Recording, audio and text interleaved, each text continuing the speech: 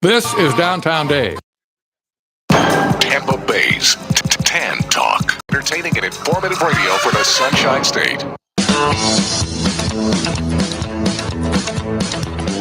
Come on in, sit right down. Keep your hands up, keep your chin down. Shut the door. Time to go with Randy Harris and Knockout Radio. Ladies and gentlemen, Knockout Radio with Randy Harris is about to start. So get ready for the best MMA talk, games, interviews, prizes, and surprises anywhere. For Knockout Radio, I'm the voice, Ray Flores. And now, here's Knockout Radio. Hey, everybody. What is going on, everybody? Coming to you live from the Tan Talk Radio Network. This is Knockout Radio, brought to you by 8 Man Strong and Staff Zone. First disclaimer, this is probably going to be a short version, little under the weather, wife in the hospital, no co-hosts here. So I'll get a few things off my chest. We'll talk about what happened over the weekend at UFC 317. We'll look ahead.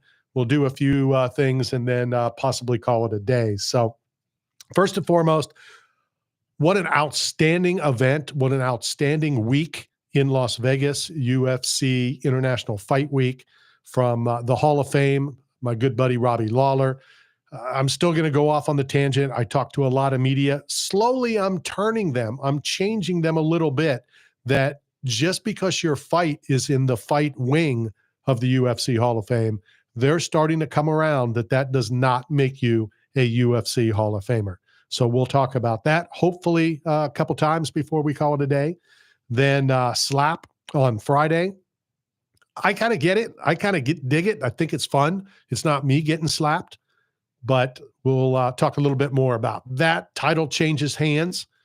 Saturday, UFC 317. What an unbelievable, incredible night of fights. Arguably, well, not arguably, in my opinion, it is fight of the first 6 months. I find it highly unlikely that a fight can top that over the next 6 months. And of course, I'm talking about the Royval Van fight. Just unbelievable. Even to the point where Royval got paid his show and win money, even though he didn't win, and the bonus for fight of the night. So if you haven't seen it, and I'm sure many of the audience has, if you haven't seen it, jump on YouTube, wherever you get it, to streams, et cetera, et cetera. Definitely worth the fight or the watch. So I'm starting to learn more about how to run the YouTube, how to put YouTube up, what to shoot. And I sat there on my thumbs on Sunday at Tough Enough as I was waiting out, we're going to talk about the show that I was scheduled to go to, and a question that I'm going to throw out to you, which we'll get to. But I'm sitting there, I'm watching, but I'm really not watching. I'm chilling with Chris Lytle. I'm getting ready to get out of Vegas and get on the red eye. And so I really wasn't paying much attention when a couple fighters stormed into the cage after the 6th, 7th, 8th, whatever fight it was. Didn't realize until later that one of those fighters was and is Sean Strickland. Fighter number 2 was and is Chris Curtis. So I happen to have some acquaintances that were in the building. Not going to name names just yet. And that's when I called Max Payne.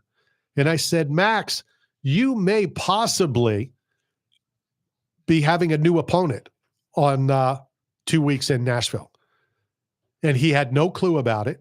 A lot of people don't think Chris Curtis, look at that, right on time, the professional.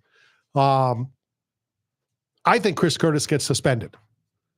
I think Sean Strickland gets suspended. Now, Sean doesn't, to the best of my knowledge, have a fight upcoming. But Chris Curtis fights or is scheduled to fight Max Payne Griffin in 2 weeks. I think it's 2 weeks in Nashville. And it's highly unlikely. Now, I don't think that the commission is going to meet before the fight, but I was told that they can order a suspension leading up to them getting together and talk. And I think he gets suspended. I think you have to suspend him. And I'm just going to pretend like you're not here. What? As a commissioner, Shout out to the commissioners that actually stopped Sean Strickland from throwing fists. That's a scary job that we do. And Sean Strickland and Curtis are two monsters in real life and unhinged who came into a professional bout. They know the rules. They know the sport. And that's a scary place for a commissioner to be in. But kudos to them for having no hesitation and keeping the fighters safe. Kudos if the commission suspends them. Well, they have to take action. If they don't, you can't let that happen. It's belittling, obviously, Jeff, who's the head commissioner there, everybody that's underneath them. It's putting the people that did try to stop it. Now, everybody was quick to say, well, Chris Curtis didn't throw any punches.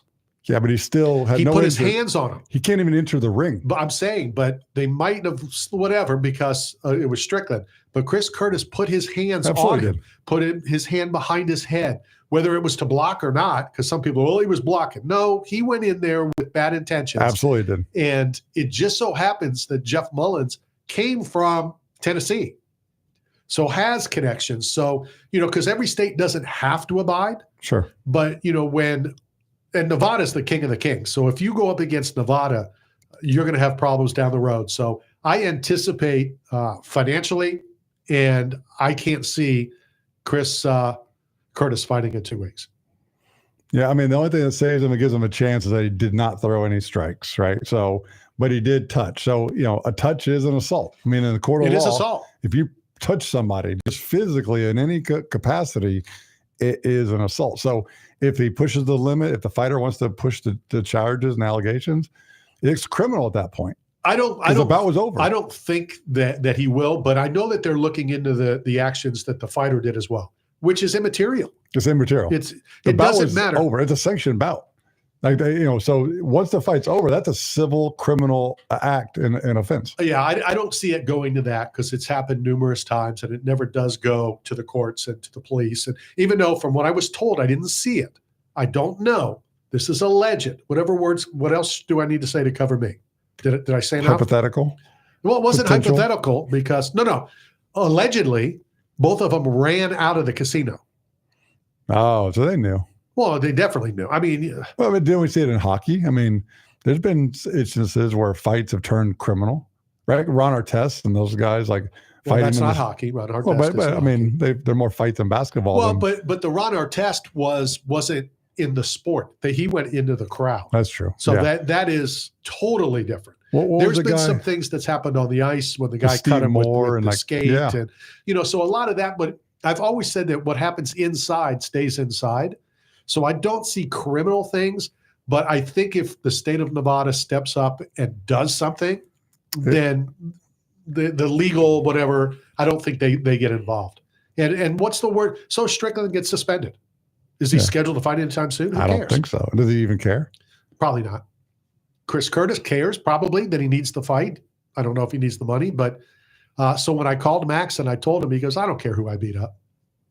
Which is the right answer. Right? That's the correct answer. It's definitely the right response. For sure. But it was crazy. And what did I do? I don't know if you at least listened driving in late. I sat on my hands. I didn't film it. Really? And then not only did I not film it live, when they played the replay on the big screen, guess what? I didn't film it. If you would have taken DJ Tony with you, could have had a video, or you took your other cameraman. Where's your other camera guy at? Austin. Well, he was already on his way back. The guy with 3 names?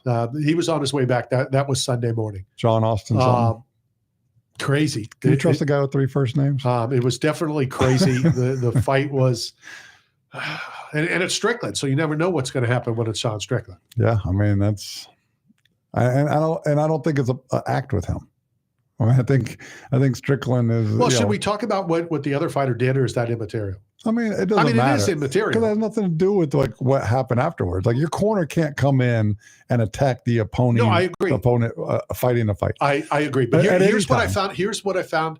First of all, not that I care if you'd be proud of me, but you would be proud of me. Okay. Because I didn't say anything, and I wanted to. So the people sitting behind me, and the people sitting behind the person sitting behind me, was all in the camp involved with the other fighter. The one that lost, or the one that lost, or the one that won that got attacked? Yeah, the one that won. Okay. The one that got attacked that said he's a Miami police officer. Okay.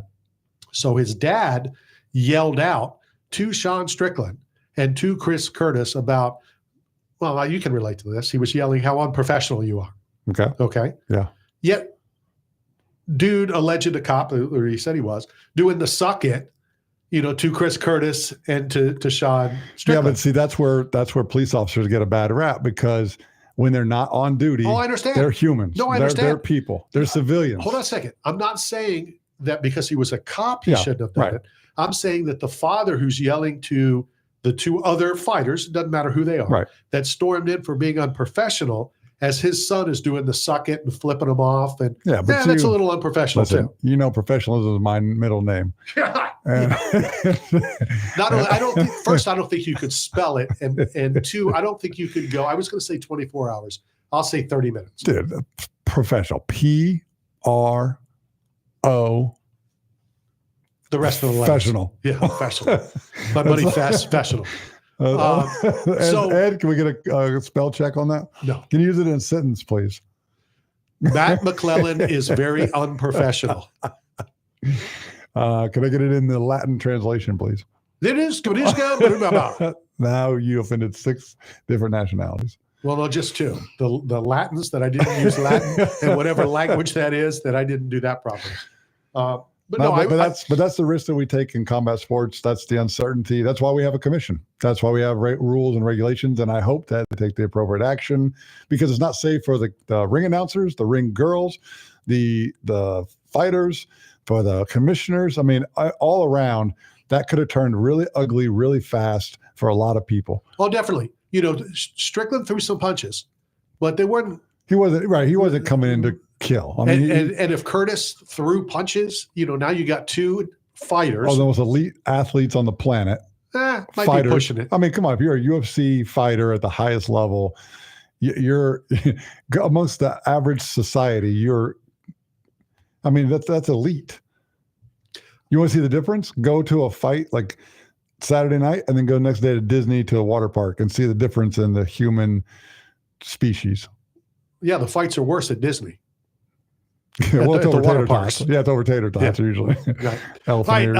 Let's 15 minutes after, let's go hit a quick break. I'm going to take care of this 1 or 2 of these medical issues, and we'll talk more to Mr. Unprofessional. We'll be right back.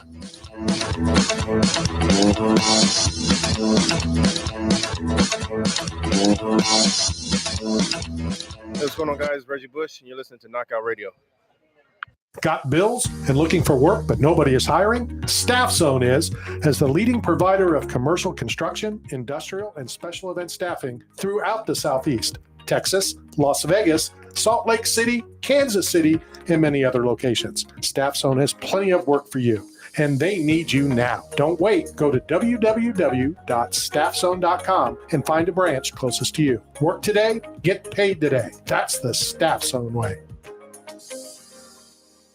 Experience the charming Country Depot gift shop located in the heart of downtown Brooksville, located at 36 North Broad Street. From sports memorabilia to antiques, from handbags to one-of-a-kind art and decor, the Country Depot has it all. Check them out at countrydepot.com, Country Depot on Facebook, or stop by the store at 36 North Broad Street in downtown Brooksville. The once-a-year event is back. Tampa Bay Comic Convention is coming your way August 1st through the 3rd. Join the ultimate 3-day pop culture experience where you can meet your favorite celebrities, explore an immersive vendor hall, hear special guests share stories, and connect with a community that shares your passion. Tampa Bay Comic Convention is the perfect place to bring your family, make new friends, and share unforgettable moments with fellow fans. Save on tickets now with promo code MAGIC at TampaBayComicConvention.com. Check out fantasypets.com, where fantasy meets cutting-edge technology. We create breathtaking 3D printed fantasy creatures that captivate hearts and minds, from the T-Rex to the dragons and the shark to the crocodile. Every fantasy pet is a testament to our dedication and precision and quality. You can request custom designs and bulk pricing as well. Go to fantasypets.com. That's fantasypets.com. 8-Man Strong is not simply about the biggest or strongest. It's about those who have survived true lows, suffered, faced demons real or in their heads, and are fighting to come back against it all. If you live with a passion for greatness and strength and resilience towards all obstacles that may attempt to derail you, if you're bold and aggressive in the pursuit of the things you want in life, if you are meant to overcome everything that stands in your path of reaching your goals, then you are 8-man strong. What's up, guys? You're listening to Knockout Radio. This is the Russian Hammer. Choo choo, motherfuckers.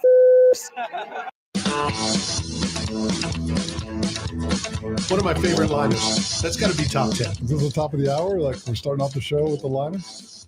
Not with the liner, with the music. That's our intro music. You start the show when I arrive? That's how it is? No. Moving up. Hold on. Ed, can I say another word for donkey? Is that legal with FCC? Just tell them to shut up and listen. Okay, just shut up and listen. All right.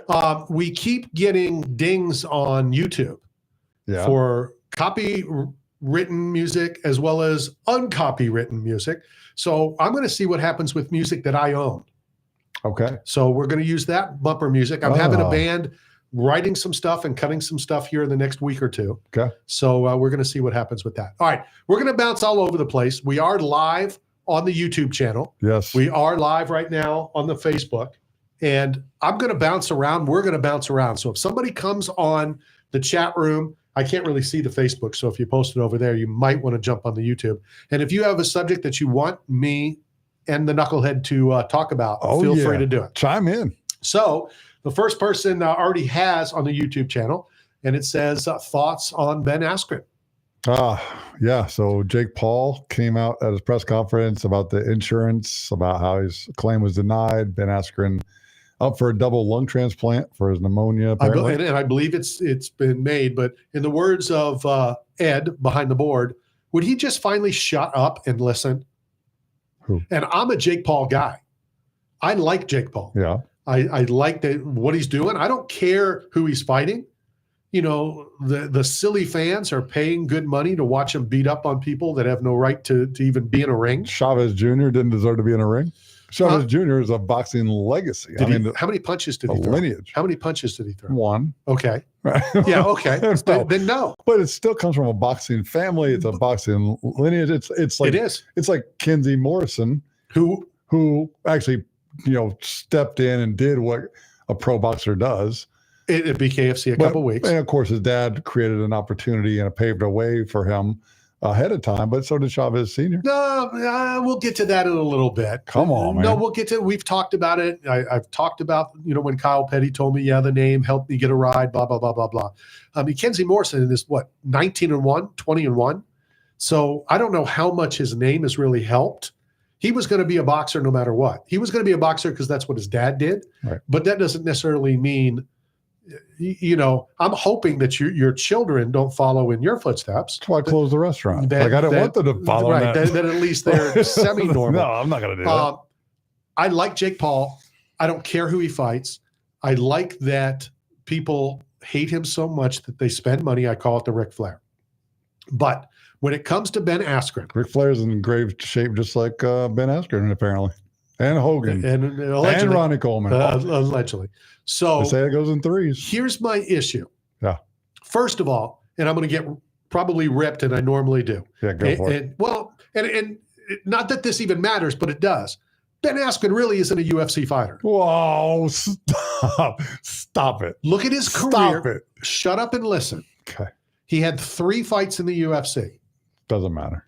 What I'm saying is the owner, a general manager or whatever, they're not obligated, and people don't know. It was the first trade in Can I finish? UFC history. It was a ridiculous trade. It was a trade. It was the first time they brought trade into like the fighting scene, like other professional organizations. It didn't have to be a trade. They brought him over from one. Right. Like that to get rid of. That's iconic. That's legendary status. To trade Mount Rushmore.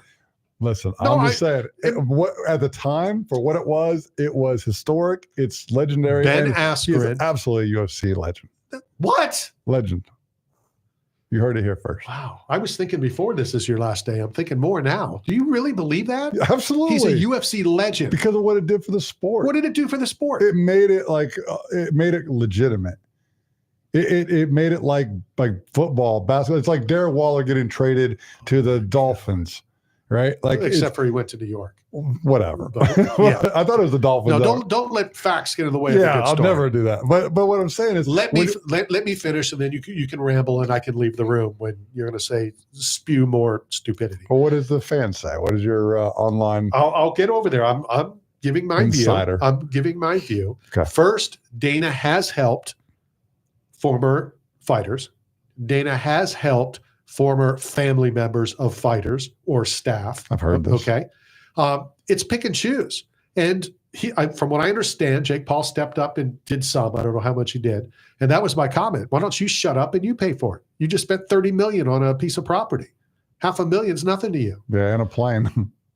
So, I knew everybody was going to go off, and I knew you were going to go off about it. But what I'm saying is, and not that one would be, and I don't even want to say names because then God forbid something were to happen, but, to somebody that had 25 fights for the organization. Okay. Again, he's still not obligated to do it. Right. He's a boss. Jake Paul, if you're going to yell out people, if you're going to call people out, how about call out one? How about call out the former Bellator, whoever you want to call out at Bellator that's no longer involved? Sure. They still have the money, right? Yeah. Not some guy that you fought for 3 times. I agree. I mean, it's not Dana's obligation. It's not the UFC's obligation. Everyone's a contract laborer. They're all 1099 employees. They're independent contractors. They fight for themselves. They work for themselves. They handle their taxes independently. So there's no obligation. I think where Jake got involved, it's just that the money that the UFC makes with Endeavor and the billions and billions of dollars of revenue, in the scheme of things, it's a drop in the bucket for the UFC to step up, make this charitable donation to show that they take care of their own. He's not their own. But you didn't hear what I said because you're did. out with a medical issue. No, I heard. I heard. But listen, like when you go to the hospital, I'm going to call Dana and be like, yo, Randy's hard up. He's in the hospital. He needs a new personality. This one's run its course. I know this is stupid, but that would be more deserving. Yeah, because you've been with it for 35 years. Since then, I've covered, I've been involved, blah, blah, blah, blah, blah. And I'm not taking anything away from Ben Askren. Even more so with Jake Paul. How much money did you make, Jake Paul, when you fought Ben Askren, if you want to call it a fight, in Atlanta? When we both were there. Do you think Jake takes like some blame? Do you think he feels like his knockout of Ben Askren led to this? No. Okay. Just asking. No. I mean, I didn't. I was my informants. Let me see what they say. Yeah. Your informant said, shut up. More ridiculousness coming from you. What are you doing? I'm typing on my computer. All all the intelligent people can't invent. And I always yell at my sister when we talk because as we're talking, I'm like, really? Can you at least stop? Yeah. Can somebody invent It's called Chat GPT, and you don't need to use your fingers anymore. You just talk. You just tell it what you wanted to do, and it prints out whatever you wanted to say. Well, no, if you're doing work, if you're typing, I'm just saying.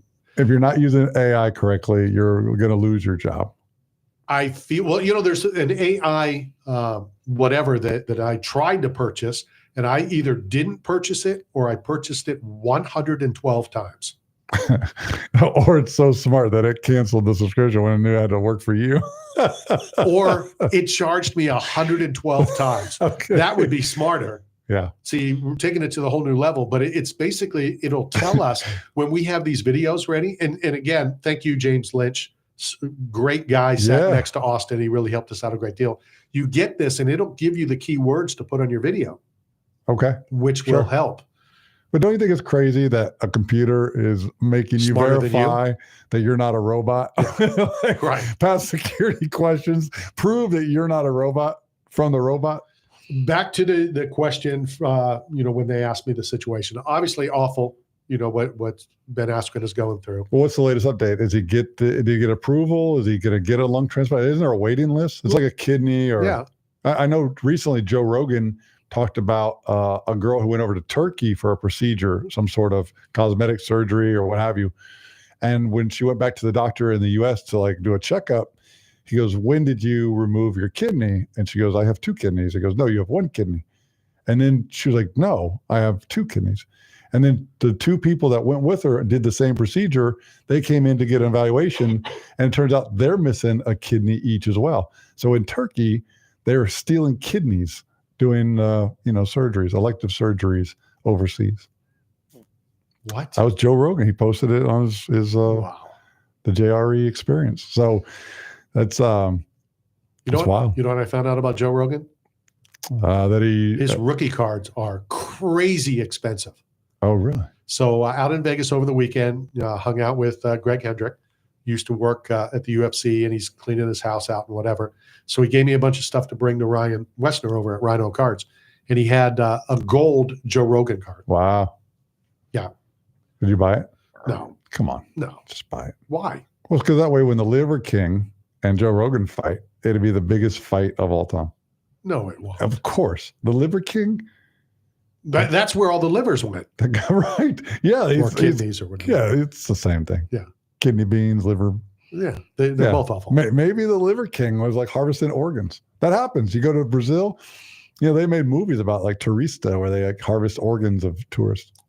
I don't know if I want to do this, but we're going to hit a break anyway. So 866-826-1340. If you smoke under 62 packs of cigarettes, give us a call. This is Knockout Radio.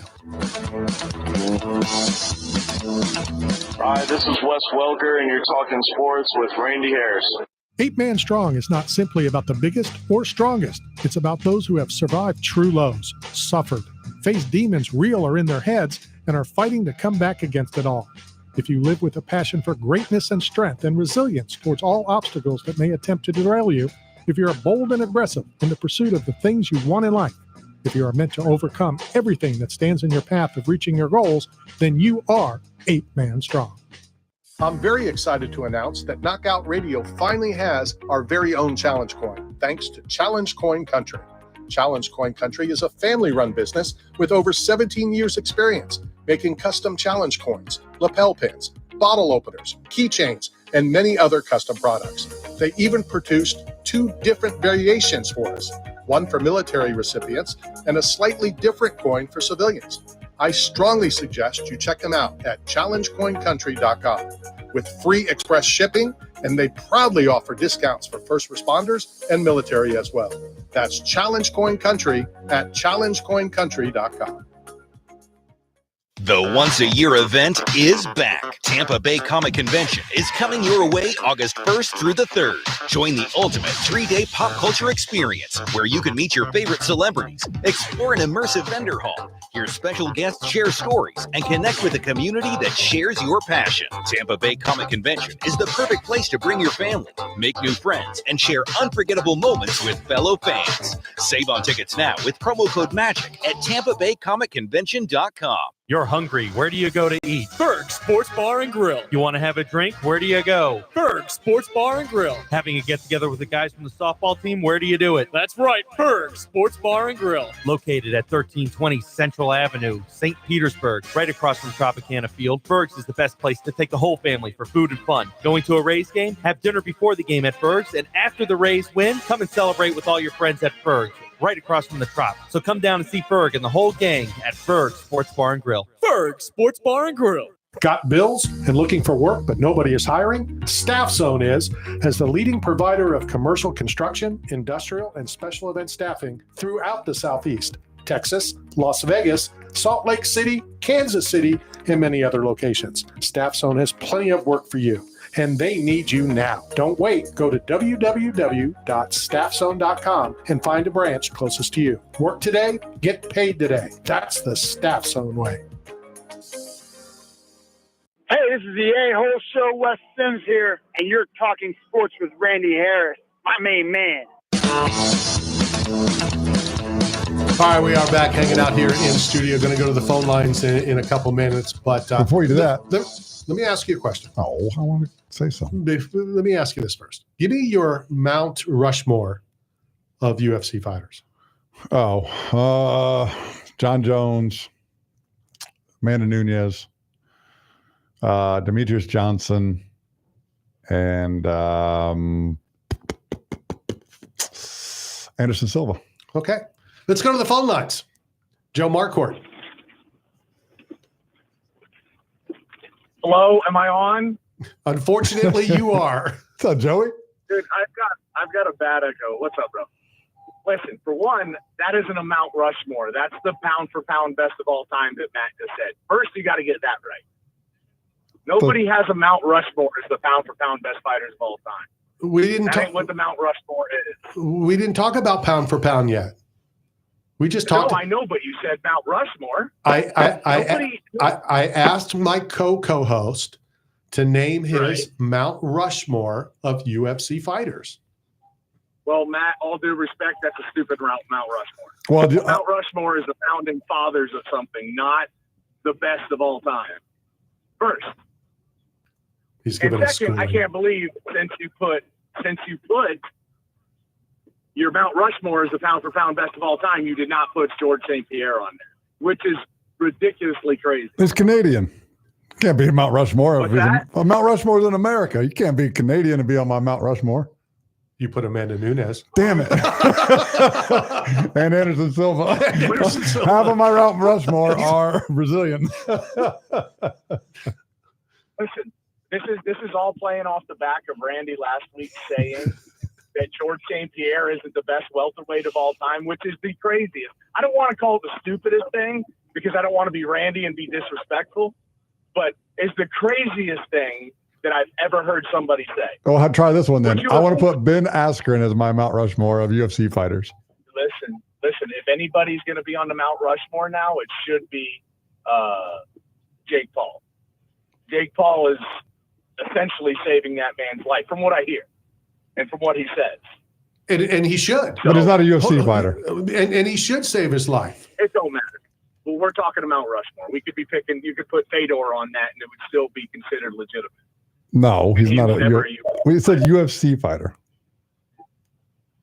I don't know if Randy said that, and if he did, I do apologize. But I think he just said put your Mount Rushmore. No, I don't I- think it was UFC route. I mean, I hate to defend Matt, but I said UFC fighter. Okay, you might have. I didn't. I know, I you're- didn't pay that much attention. You're so riled up, you're not paying attention. It's okay. I'm not. I'm definitely not riled up. I've had a week to calm down. That's good. But believe me, if I could have got on last week and told you about how stupid I am going to say stupid, how stupid that comment was, I have to tell you. I mean, to not okay, you don't have them on your Mount Rushmore, but I guarantee you got them on your top 5. Okay, and you do not have Tyrone Woodley on your top 5. So saying Tyrone Woodley was a better welterweight than George St. Pierre is absolutely asinine. Okay. If I can say that on Fan Talk. Not only can you say the word asinine, but I can say a word. I've never said Tyrone Woodley. Never. I meant, you know what I meant. No, I don't. I forgot who you said. I said Kamaru Usman. Kamaru Usman. Thank you. Kamaru Usman, who beat Tyrone Woodley for the title, by the way. So you know what I know what I'm talking about. No, believe me. I need you. Believe me, I know. I need you to say live on the air. Yeah, I'm you not were wrong. I'm not wrong. I need you to say that. First of all, You are wrong. Hold on a second. In the words of someone who used to hate my guts and now he's the #1 fan of Knockout Radio, you can't be wrong on an opinion. That's my opinion. No, you can be. No, I can't be. It's a stupid opinion. It's not. If there's anything close to a fact that's an opinion, it's this. Okay? Nobody in their right mind would say, I want you to ask 100 people at UFC if they have George St. Pierre or Usman, the best welterweight champion of all time. And if one of them say yes, they should immediately be fired. Hey, so Joe, you're not sitting on top of a roof right now, are you? Because I don't I'm want you. sitting in the truck, though. I am fixing to pull up the chicken salad chick and get you guys. Okay, good. I don't want you to jump off of it, but I would say Matt Hughes is a better fighter than GSP. I think he was a better welterweight. Okay, at least that is a better argument than freaking Usman. Even though that's a stupid argument too. How is Because that? he How beat is the shit out of Matt Hughes? All right, he said ship. He said ship. SHIP. There goes your FCC record. And you know, for me not to say Matt Hughes, that means something. But I believe Usman beat better fighters than Matt Hughes and obviously GSP. He beat a different era of fighters. Okay. He didn't beat better fighters. Sure, they were better. That's. I mean, that's the only one who can make that claim is I think John Jones, who beat his time, the greats, and the the future. So let's present. let's get back to the real question. Who is on your Mount Rushmore, Joe Marquis? GSP, GSP, GSP, and SPG, PGS. GSP's not on my Mount Rushmore. All right, who's on your It's Rushmore? not even close to my Mount Rushmore. I got Boyce Gracie, I got Dana White, I got Forrest Griffin, and I got Stephen Bonner. That's my Mount Rushmore. That's the founding fathers of the UFC, in my opinion. I mean, no Tank Abbott. None of them are pound for pound fighters. No Tank. How can you have one? He has half of his Mount Rushmore is one fight. It's Stephen Bonner versus Forrest Griffin, right? The UFC would be where it's at without Tank Abbott. Yeah. Essentially, the UFC is at because of those four people. Ken Shamrock, the world's most dangerous man, didn't make your list. I mean, you're talking about pioneers, like founding fathers. The UFC would be where it's at without Ken Shamrock. And you put Dana White on there. Dana White didn't come until years after the UFC was formed. He's not a founding father. Yeah, but it was a garbage company. It was fixing to go bankrupt. They sold 3 letters in a wooden octagon for $2 million. I'm not saying is not important, but I mean, when you're talking about Mount Rushmore of fighters, That's the most important. Mount Rushmore. That means the founding fathers. What made the UFC what it is? no, today? Art Davie. Art Okay? Davie was the godfather. I mean, he's the one that invented it. No. That's why Boyce Gracie is there. Is he a pound for pound fighter? Not even close. But he is a godfather. Let me ask you this, Randy. I want an honest opinion from you. Was the UFC not going to go out of business before the Stephen Bonner Forrest Griffin fight? Was that not something that was talked about? It was getting ready to go out of business when the Fertittas and Dana bought it. No, 100%. I'm talking at that point. Yeah. After the Ultimate Fighter, that fight happened. Were they not in talks on, man, if this doesn't work, we're probably going to have to fold it up? Yeah, absolutely. Okay. That makes that a very important, pivotal part in the UFC's life.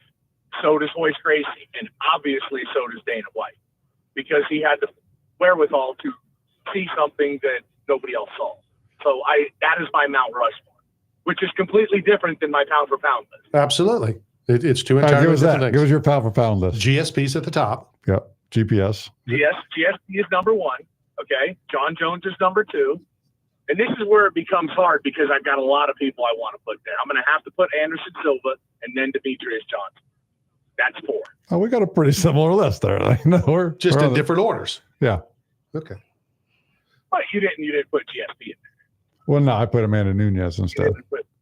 Which is absolutely ridiculous. What? For his pound ridiculous. For his pound for pound or for his Mount Rushmore? Yeah, well, both of them are ridiculous. But since I explained it, I hope you guys change your Mount Rushmore picks. Friggin' most ridiculous thing I ever heard. That's what keeps you entertained. And it's not just you guys who say it. It's insane that you put everybody. It's insane that you put Stephen Bonner on any top 4 list. It's a Mount Rushmore. Listen, was he a pound for pound guy? No. Was George Washington the best freaking president of all time? Was he even in your top 5?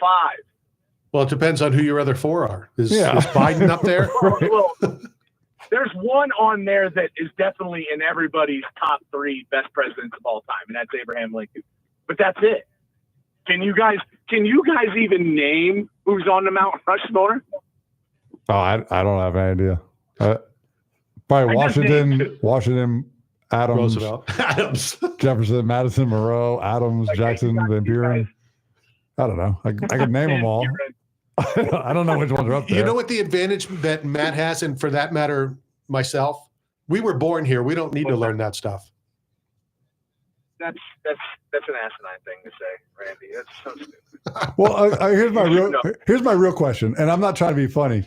I'm being serious. How come all the monuments that we grew up with are still there, but we don't have any new ones? Like we haven't added a Clinton or a Obama or a Trump. Like how come everything's so old school? At their presidential museums. If you don't think there's going to be a Donald Trump statue that he buys and pays for and puts it somewhere, you're fucking crazy. Freaking crazy. He said trucking. Yeah, he's going to put. Apologize for. He's going to put that at every property he owns. No, absolutely. It's going to be like the Rocky statue. They might take down the Rocky statue and put it instead. I don't know about that. I don't see that happening in Philadelphia. He's that arrogant. I'm just saying he's that arrogant. He's that arrogant. Is he literally going to take down the Rocky statue? No. But he doesn't own the property that the Rocky statue's on, so he can't have it removed. He'll just buy it. He'll buy it. But what I'm saying is, like, all the stuff, like, growing up, all the history books that we had in school growing up, we had the Grand Canyon, the Arch in St. Louis, we had the Space Needle in Seattle, all the landmarks. Like, there's nothing really new. Like, how come we haven't evolved as a society? Like, how come all the great structures that we used to take kid trips and road trips to see, how come there's nothing new now with all this technology? There's a George Floyd monument on the side of the wall. Oh, sure. A mural? Is that what you're talking about? I mean, come on, man. World renowned. Bro, we got nothing. We don't even have, we have nothing. Like, we don't have pyramids. Wait. Are you saying you're looking at wonders of the world? You put in wonders of the world and things man actually bought. Okay, you said the Grand Canyon and the arches. The pyramids? Those are two totally different things. What about the pyramids? That's a wonder of the world. Just saying, Stonehenge. We've got nothing. We got nothing new. There's nothing new since Let's get back to you thinking the George Floyd monument is not historic. I mean, it should be on the Mount Rushmore. It was a technical rear naked choke, right? I mean, I'm just saying. I mean, knee on belly. I mean, there's a lot of jitsu. Like, George Floyd has an argument to be on the Mount Rushmore.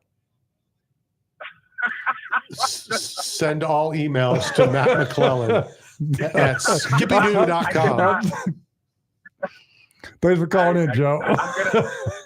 I gotta respectfully hang up because I'm that chicken salad chick. The best shameless plug ever, but it is the most amazing food ever. I think chick is. We're going to end this conversation. Hey, wait, with is the one in Clearwater open? What? There's a new one in Clearwater. Is it open? Oh, I don't know. Probably. I'm going to one in the Trinity right now. I don't think you can call them chicks anymore. I think chick is. We're going to end incorrect. this. We're going to end this conversation this way. Can't call them chicks. I am not impressed with your phone call. See ya. I bet you that I'll hang up first. Yeah, that's because my hand isn't on the phone. Oh, JoJo. I love that guy. Knockout JoJo on Twitter. I'm ready to I want to work for that guy. Sell some roofing. Like, hurricane season's here. It's time to, those guys make money. I strongly recommend. Crazy money. I strongly recommend to any friend I have, or in this case, after that phone call, any ex-friends that I have. It's in your best, you don't have enough insurance to cover you on a roof. Me? Yeah. No, I'm not getting up on the roof. I'm just going to tell people, like, hey, you need a roof? I got a guy. No. And that guy goes over and does the roof. No. Then they give me a finder fee. If you work for a roofing company, you got to get up there and hustle first. Smart roofers use drones. They send the little drone. No, to do the roof, not to inspect the roof. I'm not getting up on a roof. You got to do. Are you crazy? That's way too hot. That's way too much work. Just like the McMahons. If they're going to have one of their athletes do something, they do it first. Hell no. Get up there and do a roof first. That's way too much. This is Knockout Radio, brought to you by 8 Man Strong and Staff Zone. We'll be right back. Hi, this is Bill Romanowski, and you're listening to Knockout Radio.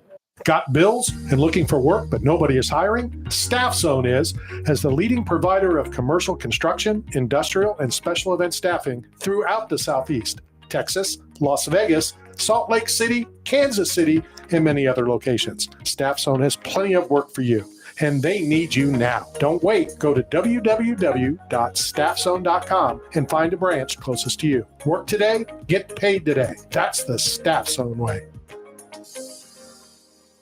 Experience the charming Country Depot gift shop located in the heart of downtown Brooksville, located at 36 North Broad Street. From sports memorabilia to antiques, from handbags to one-of-a-kind art and decor, the Country Depot has it all. Check them out at countrydepot.com, Country Depot on Facebook, or stop by the store at 36 North Broad Street in downtown Brooksville.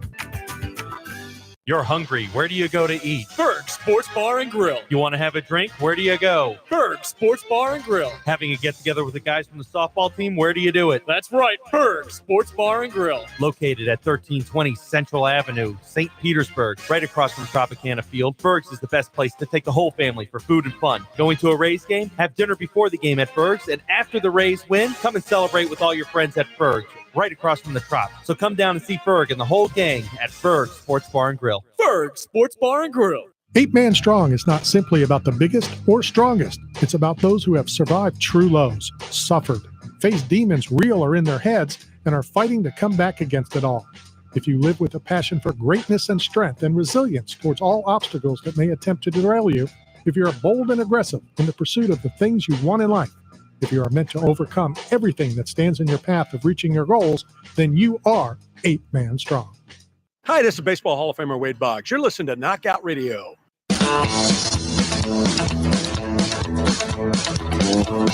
All right, we are back in studio again today at the Tan Talk Radio Networks. 1-866-826-1340. Haven't opened phone lines in, honestly, probably 20 years. Yeah, when it was like a payphone, people had to go stand inside a booth on a corner. Pretty much. Watch people walk past them on the street and cars driving by. Pretty much. And Joe was right on one or two things. Okay. One, Mount Rushmore isn't the 4 best. I get that.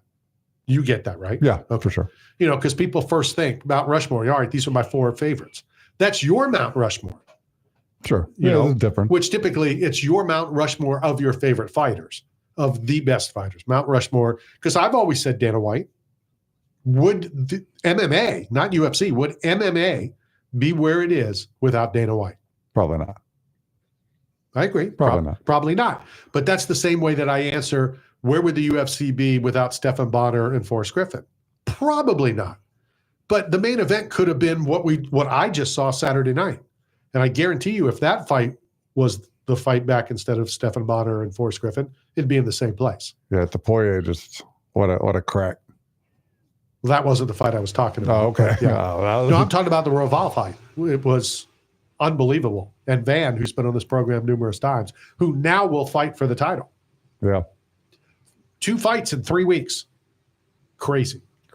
You guys never answered what the question on purpose. What presidents are on Mount Rushmore? Oh, God. Go ahead. I'm going to say Washington. Randy, get your pencil out. Matt, get your crayons out. Yeah. Well, I'm not making a resume. George Washington, Roosevelt. But more like Kermit Washington, Roosevelt. the basketball player. Different Washington. Mine's Kermit, not George. But I'll go Lincoln, Roosevelt, Washington. One more. And Jackson. Andrew. Michael Jackson. Andrew or Michael. Tito. Thomas Jefferson. Thomas Jefferson. Damn it. You were so close. TJ. How could I forget about TJ? Yeah. Well, how come there's no new Mount Rushmore? There's no more stones. They can't carve another face in a mountain somewhere in South Dakota. You could do a mini more or a mini. You know what I'm saying? I mean, those were big at the time. They were the 4 founding fathers that you think of. But we've evolved. But there's been a few. I mean, what else is in South Dakota or North Dakota? Like you can make all. You can have all presidents there. Yankton College that Lyle Alzado went to is in South Dakota. What are you looking at me like? I don't even know what the hell you just said. Like, what you? There was a college in South Dakota called Yankton, which is where the great Lyle Alzado Who's went that? to college. What? I'm not even playing games with you. I don't even know what you just said. Who is this? A wrestler? Lyle Alzado played for the Raiders. Oh, okay. Wow. And what did he do? What position? He played football. What position? He was a lineman. Okay. All right. He probably liked Glenn Campbell. I don't know what that That's means. a song, that Wichita lineman. Oh, okay. Yeah. See, life evolves, man. We got to keep up. No, all right. So who would you put on your recent Mount Rushmore of presidents? Like who would be your 4 presidents of like a modern era list? Ronald Reagan. Okay, that'll be a great choice. Tear down this wall. Would you put the Bobo? Would you put the monkey with him? Did he have a monkey sidekick? Chimpanzee? Not that I know of. Yes, he did. Didn't Reagan have a? That was Tarzan. No, Reagan had a monkey.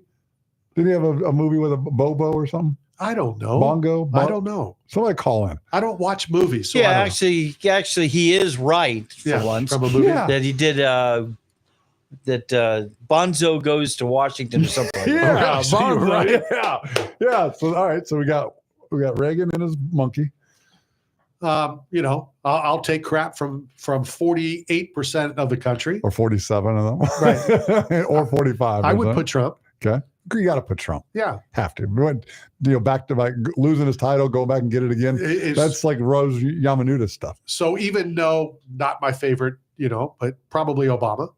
Okay. Yeah. He was so diplomatic. I mean, he made us look good on a world stage, articulate. But do you care about that? Yeah. It matters. Hold on a second. For you to say yes, for the way you act and the things you do, you care what we look like? This is my job. My job is to entertain the people. I think Obama goes up merely well, not merely because. Mainly. But first black president. Yeah. I think he gets the nod. So you wouldn't use limestone, you'd use like a different. Would I vote mineral. for? Probably not, but there you go. Here comes Dave. Whatever it takes to get calls for the first time ever. This is Rob in Clearwater. You wouldn't make the. All right, so what's your third president? I got to go Clinton. Why? Oh, Clinton was the best of all of those guys. Because he played the saxophone? Well, he was talented. He's a musician. He could do more than one thing. But he, just his charisma. Oh, what a ship show. And I said ship, S-H-I-P. Anybody that knows Clinton, anybody's ever been around Clinton, they say that he was so, like his aura was so magnetic and is so captivating, just being or in his presence. That's something you can't teach. That's something you just instinctively. It's a vibration. It's a frequency. Almost not in the Oval Office. Are you wearing his political shirt? What is that? Is that the Puerto Rican? Is that Bonzo? Is that Reagan's? What the hell are you talking about? Your shirt has a monkey wearing, it's an Abraham Lincoln beard with a top hat that's a Puerto Rican star.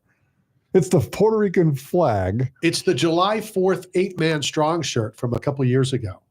I mean, it fits in with our Mount Rushmore conversation and didn't even know it. You are look at it. Like a fan, turn around, let the fans see. Let them see.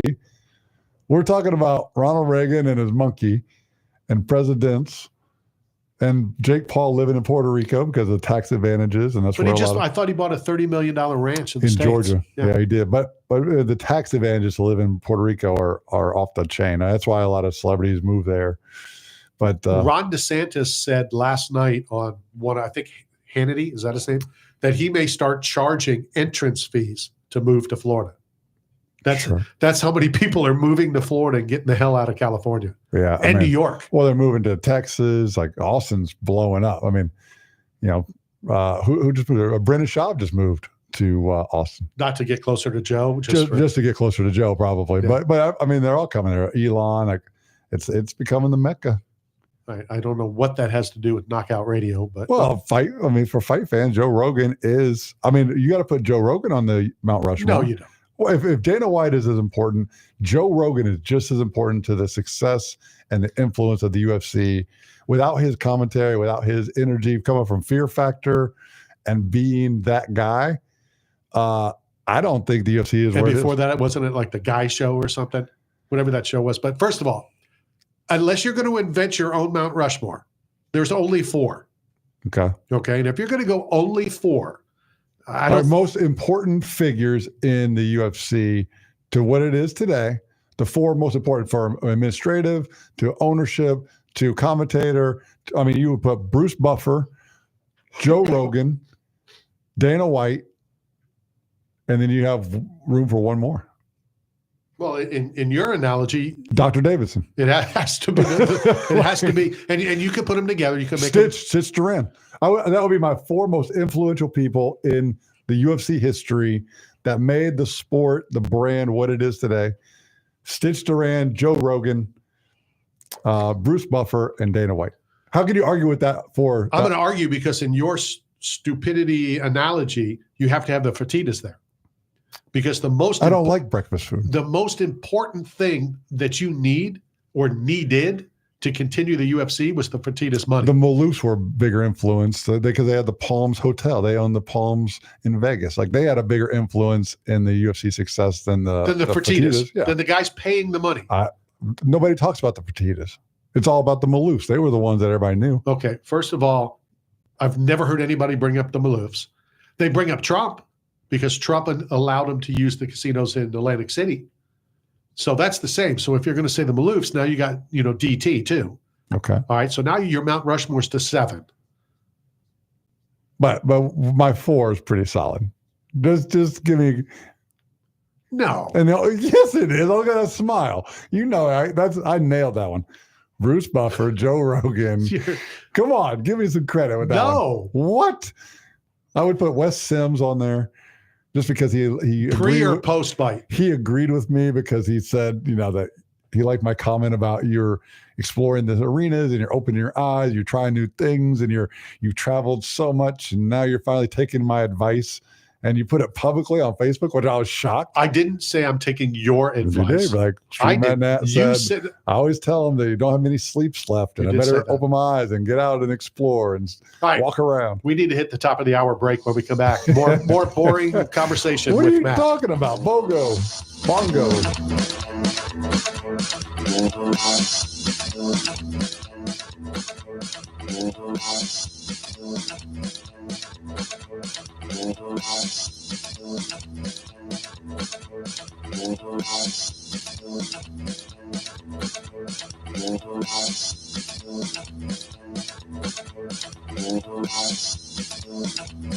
Hi, this is Derek Moses with the Buffalo Bills, and you're talking sports with Randy Harris. Got bills and looking for work, but nobody is hiring? Staff Zone is, as the leading provider of commercial construction, industrial, and special event staffing throughout the Southeast, Texas, Las Vegas, Salt Lake City, Kansas City, and many other locations. Staff Zone has plenty of work for you, and they need you now. Don't wait. Go to www.staffzone.com and find a branch closest to you. Work today, get paid today. That's the Staff Zone way.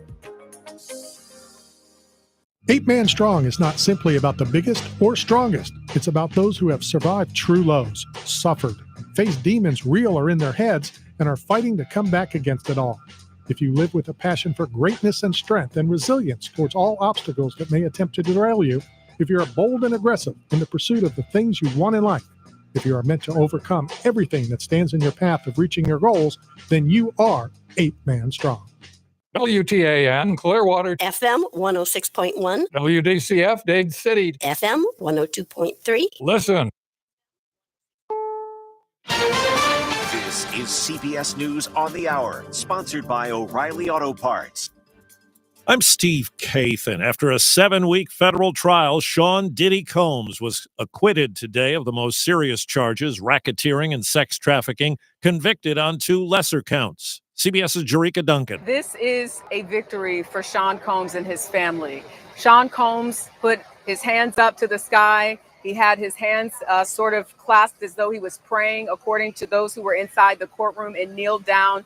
He was very emotional. There was cheering inside of the courtroom once this verdict was read. CBS's Katrina Kaufman says a judge could free Combs on bond later today. He's been in this detention center, and his lawyer is making a plea. He says now that he's not up against this RICO charge, the sex trafficking charges, which were the weightier of these charges, that he should be allowed to go home. The 2 lesser prostitution convictions come with a maximum prison sentence of 10 years each. The Trump budget bill that passed the Senate yesterday is now up for consideration in the House. CBS's Caitlin Huey-Burns reports there are Republicans who don't like what's in it. He has actually invited several Republican lawmakers who are holding out on this bill over to the White House to try to twist their arms at the last minute here. He's been able to do it before, and House leadership is hoping that he will be able to do it again. The Trump administration's withholding nearly $7 billion in grants Congress allocated for schools. The money was supposed to be delivered this week to pay for after-school and summer school programs, teacher training, and programs for students learning English. The Education Department would only say the funding is under review, even though President Trump approved it in March. Tony Thurmond is California's Superintendent of Public Instruction. This is an illegal action and a moral action that has grave harm for the students in our state. Many schools have already hired staff for the affected programs. Michael Wallace, CBS News. It's a messy scene in Philadelphia where the largest public workers union is on strike for the first time in almost 40 years. CBS News Philadelphia reporter Ross DiMattei says it impacts airport workers to garbage haulers. Trash piling up all over the city. Reports of illegal dumping throughout the city already taking effect just one day into this strike. We're also hearing reports of rodent activity picking up, so rats and mice. Microsoft is firing thousands of employees. Second mass layoff in months, less than 4% of the workforce. Del Monte Foods is filing for bankruptcy protection, known for canned fruits and vegetables. Checking Wall Street. Right now, the Dow is down 32 points. The S&P is higher. This is CBS News. Think O'Reilly Auto Parts for all your car care needs. Get the parts and service you need fast from the professional parts people at O'Reilly Auto Parts. Tampa Bay's Tan Talk. Entertaining and informative radio for the Sunshine State. Yo, Monkey Boy. Yo, what's up? This is DDP, Diamond Dallas Page, and you're talking sports with Randy Harris. Diamond Dallas Page is going to make you feel the bang. All right, we are back hanging out in studio here in the Tampa Bay area, 866-826-1340. If you got something to say to Matt, feel free to pick up the phone. If you're interested in arguing with me, we'll do it next week. So I just recently saw a video, and I believe it was, well, I know it was GSP. I believe he was talking to Joe Rogan. Okay.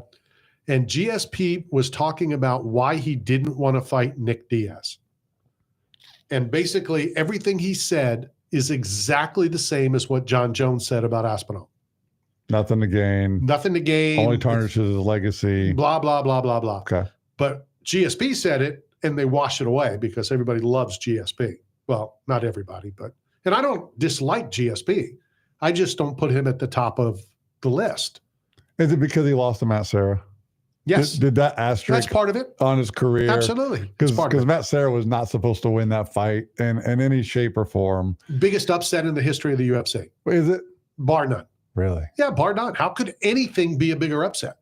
Close second, in my opinion, Joe Marquis, because I'm allowed to have it, close to Holly Holm beating Ronda, even though I thought that was an easy pick. I didn't think she should have been an underdog.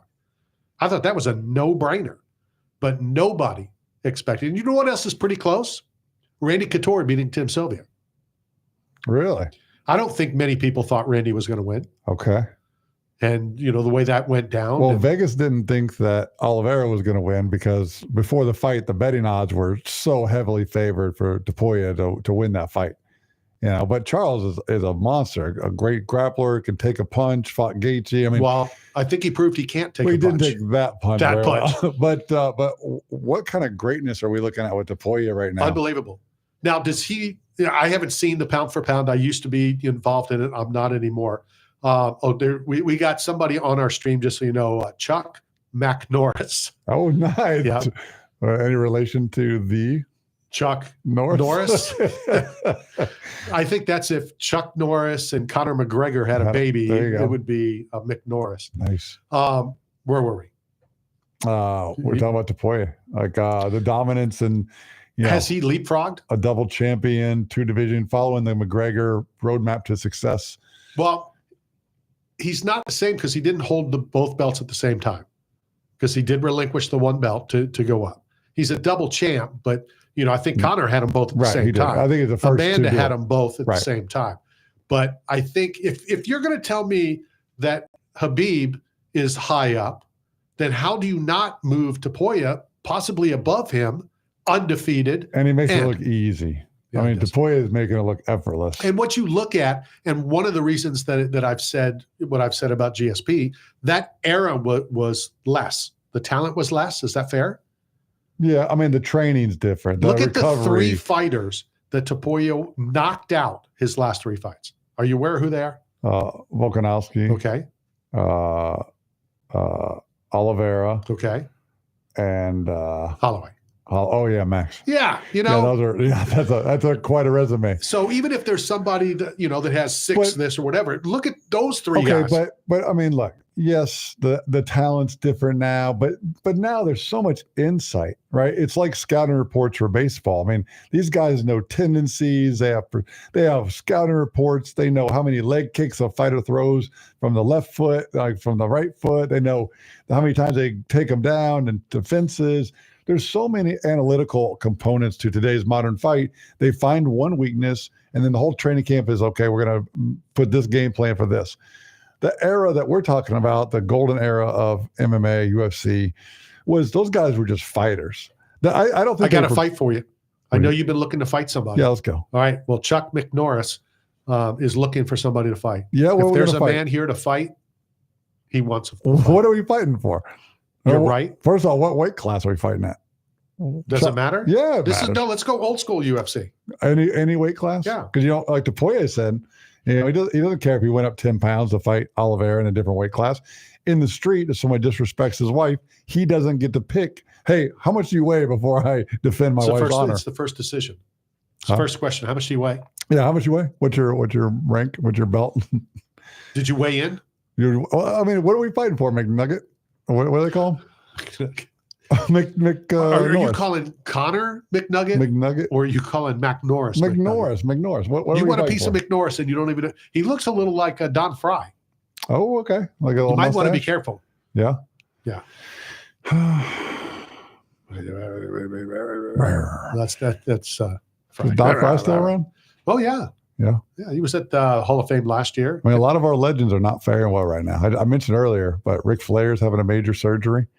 Hogan and your boy Bubba the Love Sponge is still reporting that he's been on and off a ventilator, that his heart's not strong enough, that his mind is in jeopardy because he's in critical care.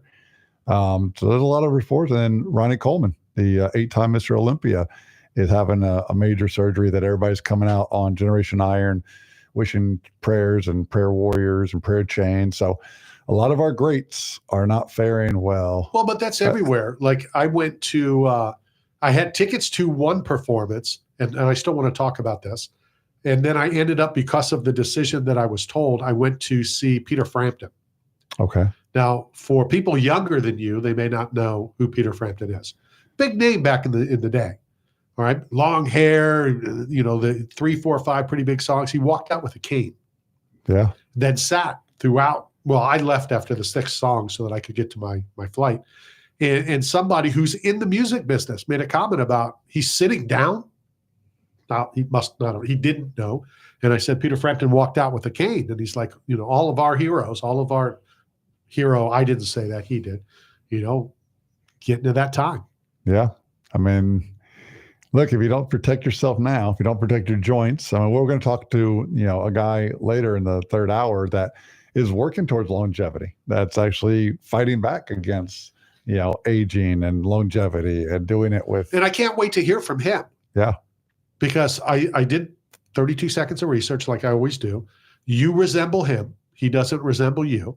You've probably stolen stuff from him. What are you talking about? He hasn't taken anything from you. And I'm going to listen to him because I know coming from somebody other than you, it might be interesting. Well, I'm going to check the list, check it twice. I'm going to find out if your nutrition's been naughty or nice. Well, we'll do that in the 3rd hour. Yeah. But no, if you're not protecting yourself now, you're going to pay for it later. If you don't invest in your health now, you're certainly going to pay at some point. Decreased quality of life. Did you bring me a Diet Coke? No, it's got aspartame in it. Well, I'll tell you what, I'll give you a little foreshadowing. The guest we're going to talk to in the 3rd hour, he got me to cook my eggs separately, meaning I am now cooking my egg whites first, separating the yolk. Then after the egg whites harden and turn white, then I add the yolk back in to not cook out the nutrients of the yolk. And so I was like, wow, that makes so much sense, because if you cook broccoli or spinach at high temperature, you cook out all the nutrition, the benefits. So I changed the way I cook my eggs thanks to our 3rd hour guest. I'm excited to talk to him. So he's going to teach me some stuff, he's going to teach you some stuff, and I'm going to teach him some stuff. Well, I doubt that. I got something to tell him. He's going to teach you. And I drive a sleigh. I have a red sleigh out in the parking lot. He's going to teach me, just like Randy Couture did. I don't know if you're going to teach us anything. I'm teaching you. I got stuff. I brought lessons today. All right, let's get back to. So we didn't touch on the pound for pound though, which Joe Marquardt wanted to talk about. He just brought up the Mount Rushmore, which is true. Mount Rushmore doesn't necessarily mean the best, or you'd be changing that. Well, you still could change it, because there's other presidents in that case, or if you're doing MMA fighters, or if you're doing I'm going to have a question, for Rip Santa. Yeah. Well, if somebody disrespects Rip Santa, that's not disrespecting Santa. Just like you continue to say that the fans in Philly booed Santa Claus. Yeah, I wonder if they would boo Rip Santa in Philly. Like if he came to town, like would they boo him? It depends on what he do. Well, he's Santa. It's not that he was Santa. Yeah, the Philly fans booed Santa when he parachuted into the stadium. He didn't parachute. They took him out of the stands because the real Santa was busy and didn't get there in time. Well, he had That's obligations. true. So they took a guy wearing a Santa suit out of the stadium after he'd been drinking. I thought he was on a parachute. Didn't he fly into the stadium at 50-yard line and then the air booed him? No. Ed, can we look that up? No. They took him out of the stands. They're not going to take a drunk Philadelphia dressed as Santa and put him on any kind of apparatus. I'm just saying, you guys are the worst fans in all sports. No, we're the best fans You can't because we boo know. Santa Claus. They didn't boo Santa Claus because think of it this way. If they booed Santa Claus at the vet, Santa would have never brought gifts. But nobody complained about not getting gifts that Christmas. So they did not boo the real Santa. It's like Christmas in July. I'm excited about this segment today. I'm excited that we're done talking about it. Let's hit a break. Coming to you live from, I almost said the Tour de Pizza studio from the Tan Talk Radio Network. School. This is Knockout Radio. Good old day.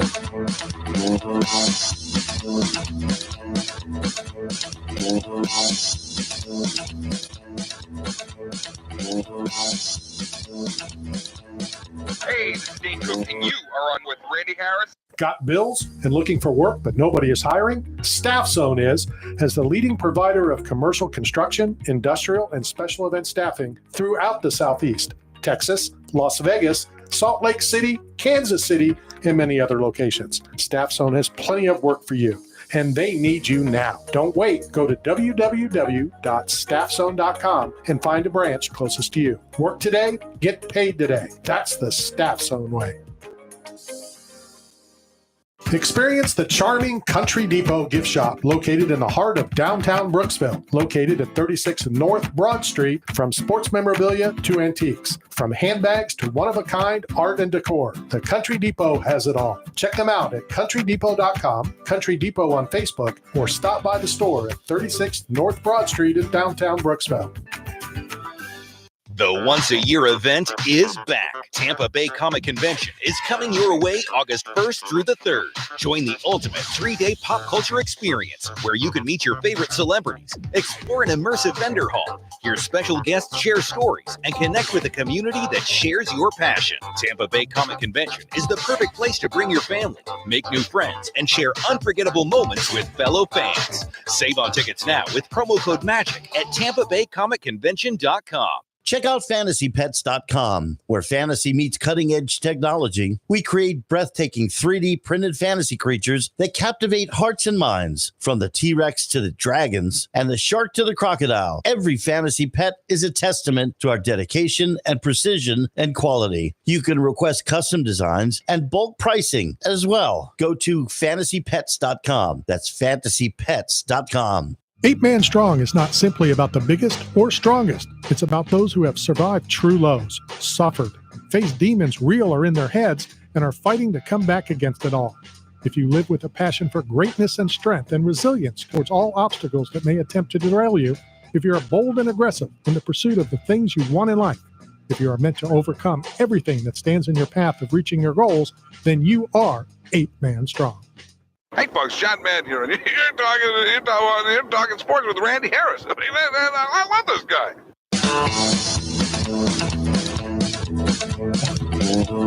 Hi, we are back coming to you live from the Tan Talk Radio Network. The Jack Donkey continues. You've never used AI? It's like No. it's like a great friend. Like you can, like if you have road rage and you're like, instead of like screaming at somebody, you can like just call AI. I had road rage on the way back from the hospital Everybody today. has road rage. It's crazy. Why out there. do you, and I know I drive like a lunatic, but why do you haul butt to get in front of me to stop at the red light that's right in front of us? People, I don't know what people are doing. Like half the cars are automated. I just saw a video clip of Phoenix, automated car with no driver, got confused with some construction and ended up going head on to oncoming traffic, got pulled over by the police.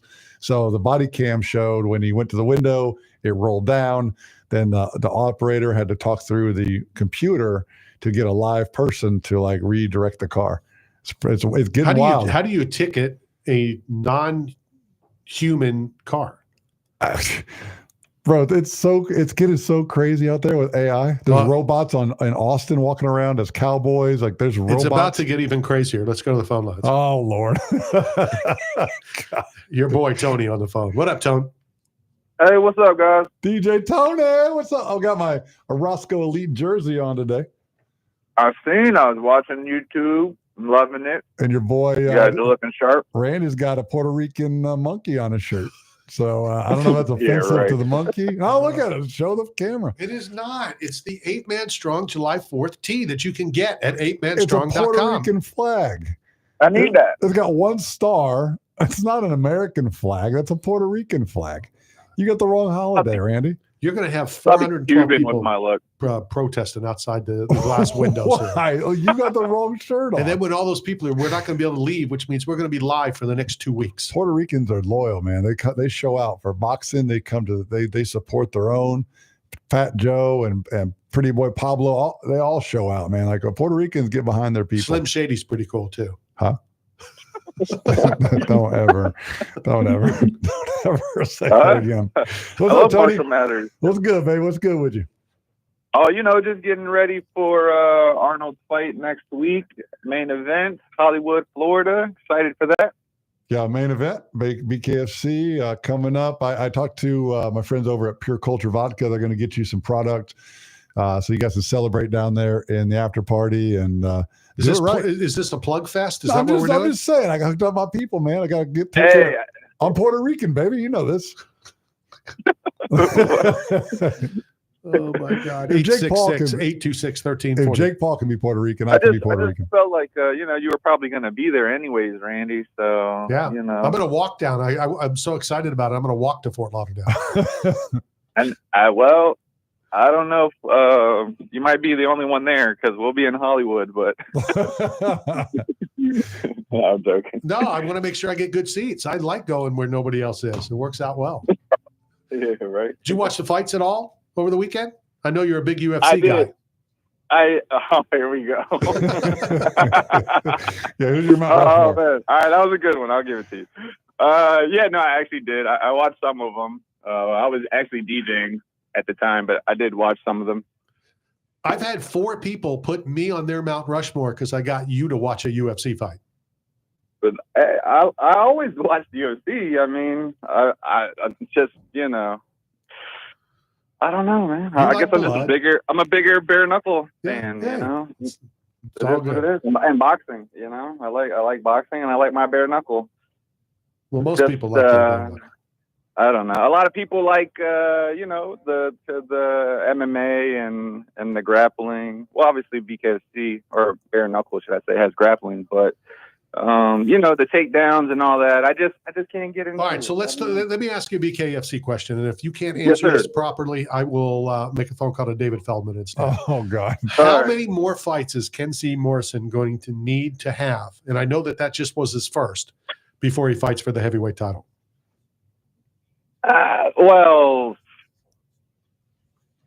I'm gonna say at least probably 4. Yeah, Perdomo has 7. I'm gonna go under. I'm gonna go under 4. Well, the thing is, Big Ben's the champ. I don't see them trying to put him, him against Big Ben. There's just no way. And unless Big Ben goes to super heavyweight, which I think he might, and then, they open up the belt. But then he still has to deal with, Arnold Adams and all the other big guys out there. So I say at least 5 to 6 fights, because Perdomo has 7 right now. He's undefeated, all 7 first-round knockouts, and he hasn't had a title fight yet. So is your number 5 or is your number 6? We are right now. We're going for we're fight 8 against him. No. You say my number for him? Yeah. I'll say 5 fights. All right, I'm still going to go under. I'm going to bet you a ham sandwich that it'll be under 5 fights Is that before he because fights. of his name? Yeah. Because of his family name? Not Really? his name. Just his name. It's his name. Well, yeah. it's Morrison. It's his dad, Tommy. The Morrison name Legacy is such a big name in the combat sports world. And let's be honest, he looked pretty good. Now, I know it's his first fight. I know it's, not fighting against the upper echelon like Adams and Big Ben and whatever. But if he has one or two more fights, I mean, he'll definitely have at least one, but I'm going to say he'll have two. And then if he does the same as he did last week or the week before, whatever it was, I think they put him in there. So it's all who you know and not what you know. I don't see it happening because, obviously I know certain things that I can't say, but obviously I just don't see it happening. There's too many other people that are already 3-0, 4-0 that are way bigger than him.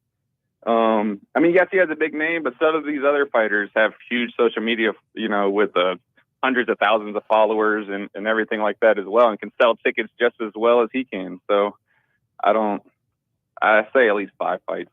I think Connor disagrees with you. Conor McKenna, you got beat by him. I know. He does definitely disagree. I'm like, what the hell is he talking about? Connor who? Conor McKenna. He's the one who he beat. No, I'm talking about the Connor who claims he owns BKFC. Well, we'll see this weekend. Oh, man.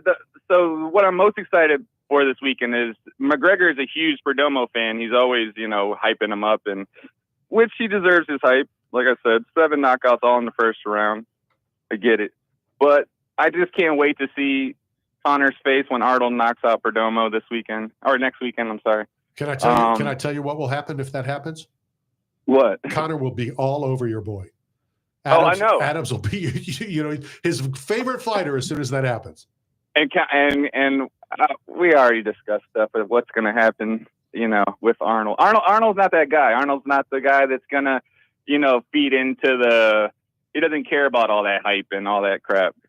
So he'll give him a little hand dap, and that's about it, though. He's going to be wanting to party with him in the after parties and all that stuff like everybody else does. But is he going to get his photo with him? Yeah, of course. It's Conor McGregor. Yeah, he'll wrap the belt around him. Good for social media. Yeah, and I'm sure Conor will be the one that puts the belt on him. For sure.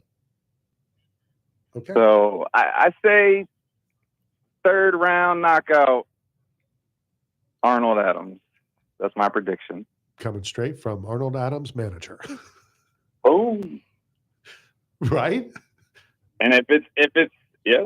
Okay. And if it's Perdomo, then it's going to be 1st round. But as long as Arnold stays out of the way and uses that jab, I believe that he will get it done.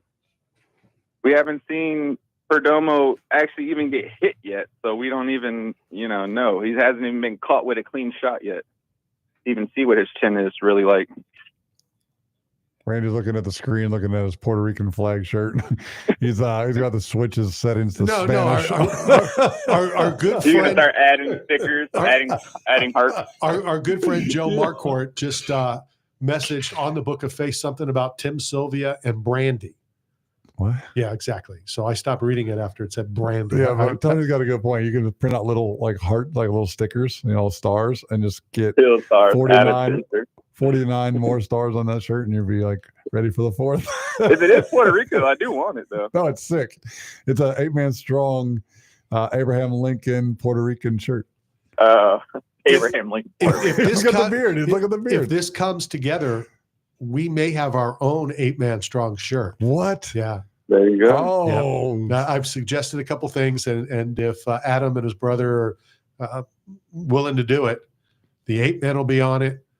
Staff Zone will be on it. Knockout Radio will be on it. All incorporated, not just logos. So let's do a Mount Rushmore of Knockout Radio of you, me, and then 2 other co-host contributors. Well, Why would it be you? I heard you talking about Mount Rushmore. I wanted to ask you, Randy, what is your Mount Rushmore of guests that you've had on? Oh, okay. Nice. Yes. Wow.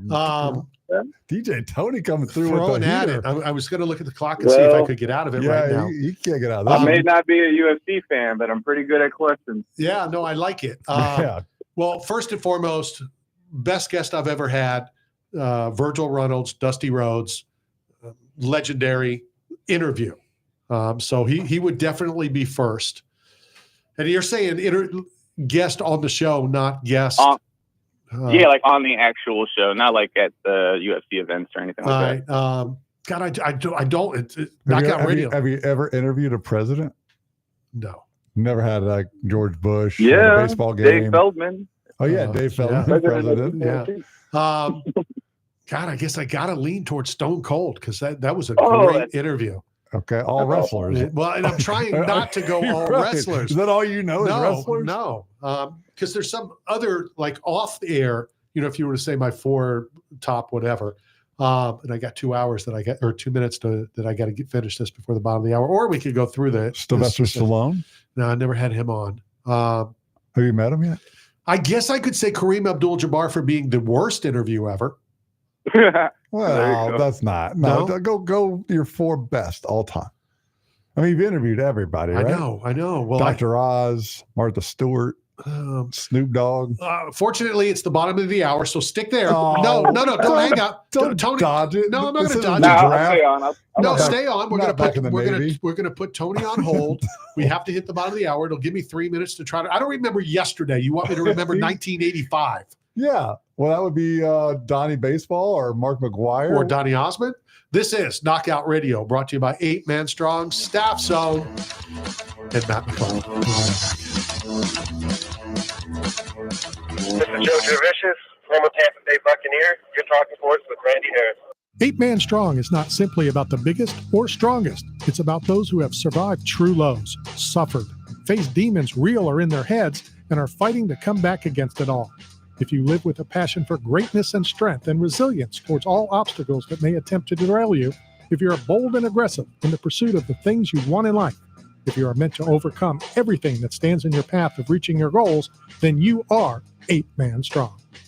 I'm very excited to announce that Knockout Radio finally has our very own Challenge Coin, thanks to Challenge Coin Country. Challenge Coin Country is a family-run business with over 17 years' experience making custom challenge coins, lapel pins, bottle openers, keychains, and many other custom products. They even produced 2 different variations for us, one for military recipients and a slightly different coin for civilians. I strongly suggest you check them out at challengecoincountry.com with free express shipping, and they proudly offer discounts for first responders and military as well.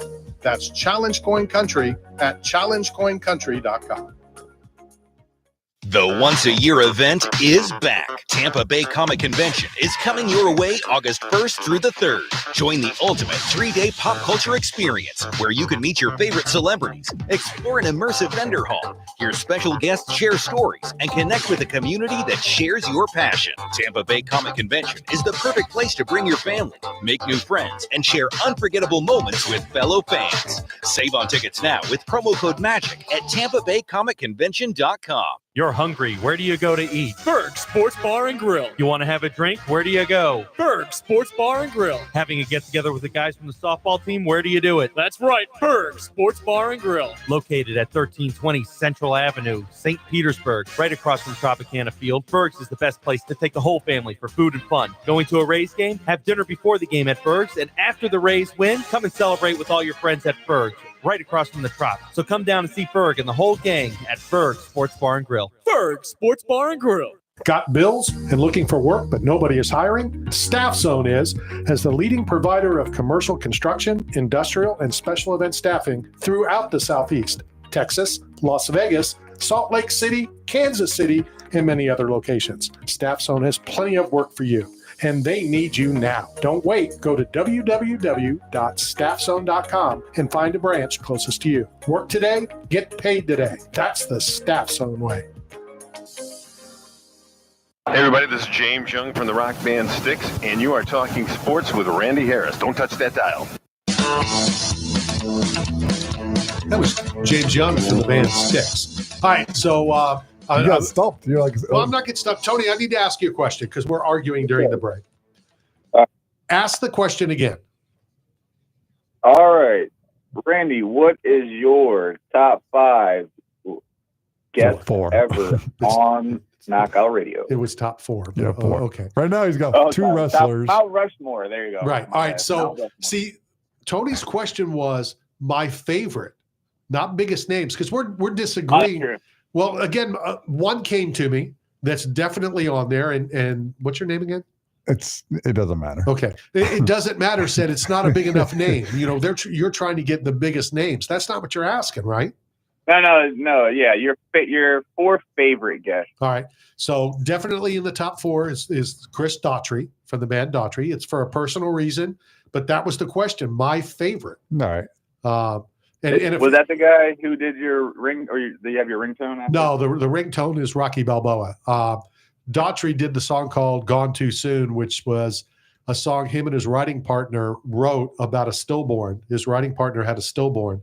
And as much as I hate saying anything good about Matt, and I really don't want to, I could understand what those two went through and what Matt did Daughtry's role, you know, when we went through it. So honestly, Daughtry would then have to be number 1. If it's my favorite interview of all time, Daughtry would have to be, because I finally got to thank him. And you know what? I may have to say Gian Silva, who sat down with us on Friday at International Fight Week. And that's who beat the tar out of Bryce Mitchell in Miami. So, yeah, I'm going to put him on it.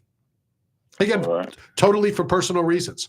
All right, so give us the 4 biggest names. I did make him cry 3 times. So. Give us 4 biggest names you've ever had. Well, I thought I said Stone Cold. No, he needs one more. No, Stone Cold, Dusty Rhodes, Daughtry, and Gian Silva. Oh, okay. That's 4. Right, so now go 4 that people actually know who they are. Like household names, biggest star. Everybody knows Stone Cold. Michael Jackson, Madonna. Like, give me legendary, like Tiger Woods, Petey Wheatstraw, Tiger Woods, Kareem Abdul-Jabbar. Tiger Woods is a good one. Yeah. I emceed the unveiling of his website. You don't know who Petey Wheatstraw is, do you? No idea. No, the Human Tornado? No. Dolomite? No. Rudy Raymore? No. Legendary actor. No idea. Richard Petty. Let me ask you a question. And everybody that's listening on Facebook, I just threw it out there. Everybody that's on the YouTube channel, who is a bigger name? Not that it matters, but we're arguing this in studio, which you know what that means. One is right and the other is Matt. Richard Petty or Dale Earnhardt Sr.? I mean, for the sport, I would say Petty, but you know, obviously Dale got the bigger name because you know he died in the accident. Blocking. I honestly didn't know. I mean, I obviously I knew what racing was in NASCAR, but I really didn't pay attention into it until Dale Earnhardt Senior died, because my neighbor, literally his whole house was like a Dale Earnhardt Senior and Junior monument to them. Like literally every single thing in their house was freaking Dale Earnhardt. Was it 3 doors down? No. Literally, my next door neighbor, John, his steps? dad was the hugest NASCAR fan. And his whole house was Dale Earnhardt Senior stuff and Junior stuff. Literally everything you could think collector-wise they had. All right, so are we done talking about me? I gave you my 4, right? So we're good? Yep. Boom. Okay, there's my 4. That's my 4. I think you got personal. Your personal's fine, but I think you got a legendary list from all the Super Bowls you've covered, all the media row. No, I get that. If you really took the time, you probably have like Muhammad Ali. Did he do your show? He didn't do the show, but I had talked to him numerous times. No. Ted Williams did some cool stuff with Ted Williams. Is But it wasn't on the show. he frozen? I believe so. That cryo. Abraham Lincoln? Abraham Lincoln. yeah.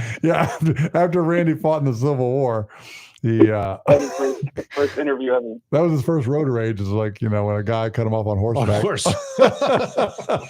And now there's a shirt commemorating that on his chest right now. Randy, one interview interviewer that got you the maddest during your interview. Yeah, like a Jim Rome, like a Kareem Abdul-Jabbar. Like, okay. Never came to fisticuffs. I gotta hear this story. I've never heard this story. Tell everybody who Kareem Abdul-Jabbar is. He's not. This still is a sports show, so everybody knows who Kareem Abdul-Jabbar is. Everybody knows Kareem. Okay. All right, go ahead. Lou Alcindor. Okay. So they contacted me to have him on to promote whatever he was promoting at the time. And as soon as he called in, he didn't want to be there. And you can tell it. And probably the weirdest thing ever was 3-4 minutes in, I ended the interview and said, thanks, have a great day. And you know me in the word legend, the legend, Kareem Abdul-Jabbar. And I'm careful that I did what I was supposed to. I'm talking about what he's promoting first before I get into some other questions. And he didn't want to talk about it. He didn't want to be there. So I made that come true. Damn. But no Geraldo, no like Geraldo? Geraldo. How do you say the G? It's like Jorge Giselle or George. It's Geraldo. Geraldo. So Geraldo, have you any chairs flying, any fisticuffs, any Jim Rome, Chris Everett? I mean, what? Nothing physical came about? Not to that point. I mean, there was something, but he wasn't there. The whole problem with the interview was he wasn't there. So we called him and left. And the person I'm speaking of is former Tampa Bay Buccaneer legend Kenyatta Walker. I believe has had more holding. He just got called last week for holding again. Okay. And he hasn't played in forever. So he was supposed to do a show in Newport Richie. And this is true. A gentleman brought his sick son out of the hospital to come meet Kenyatta Walker. Oh, wow. And Kenyatta Walker never showed. Oh, boy. Oh, so we called him. Well, whose fault is that, though? Kenyatta Walker's. Damn it. He knew the kid was getting out of the hospital. No, he didn't know that. Oh, he didn't know he was going to release him. But he knew when the limo pulled up to his apartment in Tampa that the limo was there to take him to the show that he was committed to do. But it's not his fault that the parent took the kid off a respirator and like, you don't know how close that is to meet an autograph. Yeah, you don't know how close that is. I'm sure, but that's. I mean, I get the Make-A-Wish thing and like the last whatever, but man, that's but that you can't put that on Walker for not. I mean, absolutely you can. Absolutely, really, absolutely. If you commit to something and you know that it's being promoted to something, which is ironic timing, because now I'm going to bring up, and I want to be very careful because I can get beat up severely. By someone. By McNorris? And but I will tell you by who outside, but not in here.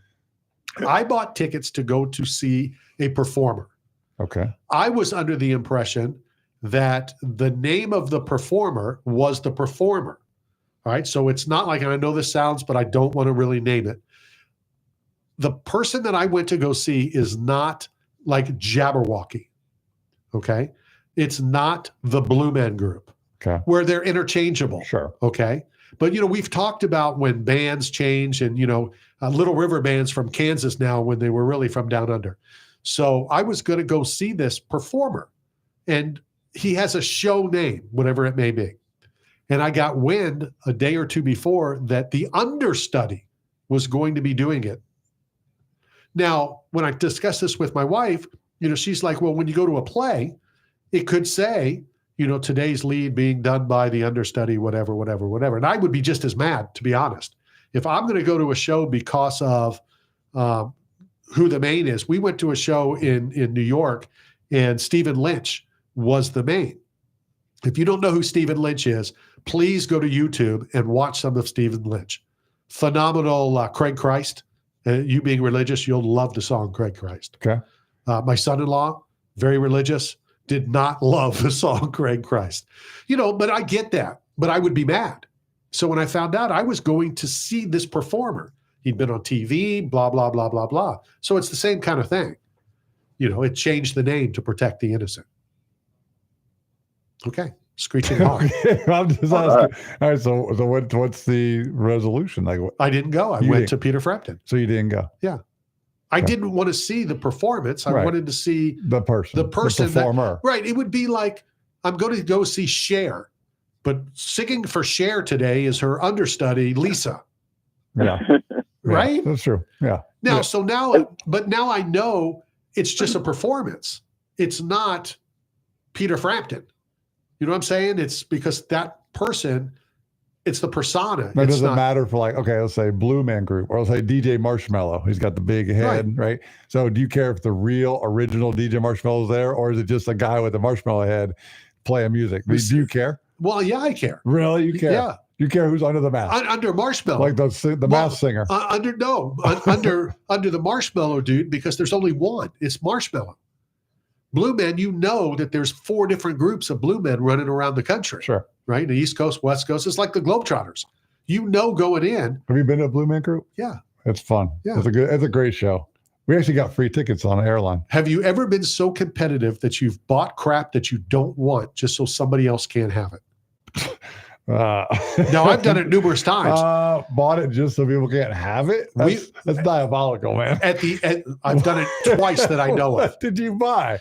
The toilet paper that they stream? No, what they do is towards the end of the show, and thanks for getting me on more ramps, they stick the paintballs in their mouth, right? And they spit them, right? And they make a painting. And the other blue man dude spins the okay. Well, so my other co-host, who honestly I disliked more than I dislike you. That's not possible. It is. I'm number one. That I dislike you the most. Rushmore. Yeah, no, I'm on your Mount Rushmore. I do most not disliked co-host. I do not dislike you the most. Am I on your Mount Rushmore most disliked? Thank you very much. To be honest, I think you're Mount Rushmore most disliked and most liked. Oh, nice. So you're a duel. But I dislike this dude so much. We were competing against each other, and I was not going to let him get it. So I spent like $350 for a painting that he spit the balls to make this circle thing. I could That's take you to useless. Sherwin-Williams to get that for 75 cents. The other one was I was at a charity event, and I bought I can't remember her name, Jennifer Capriani, I think, a very attractive tennis player. And this old lady wanted the skirt, and I wouldn't let her have it. So I outbid her. It's in my studio at home. So you're just that guy at an auction. I mean, you're just bidding on stuff just to drive up the price. Both of you people, that'd be you, Tony, and you, Matt, and everybody listening, that's what auctions want. They want you to drive it up. They do. Well, Yeah, no, for they sure. want it to be a competitive thing. Have you It's ever got like, stuck with anything? Have you ever been that big guy? Yep, yep, yep, and then somebody drops out. You're like, oh, I just got stuck with because I've only been on stuff that Jennifer Capriati's skirt. I would have liked to have dropped out hundreds before. But Do you no, still wear the skirt? Yeah, all the time. Nice. Yeah. I break the glass and put it on, and then I put it back under the So glass. do they still do auctions? Like, are auctions still a thing? Like for sports memorabilia, Yeah. can we go live? Like, yeah, I think we should. every day. Yeah, yeah. Let's go. Not online, but like go in person. They still do like the little paddles, and you wave them up in the air. Yeah, but in order to get a paddle, they take your credit card. Well, that makes sense because if you commit to stuff, you got to pay for Yeah, it. so you're thinking about you want to raise it up and then haul ass when you get stuck with something. Yeah, what if I use your credit card? Can I borrow your credit card? You can borrow. Time for a break. Oh. This is Knockout Radio. We're going to keep Tony on for one more segment. This is Knockout Radio. We'll be right back.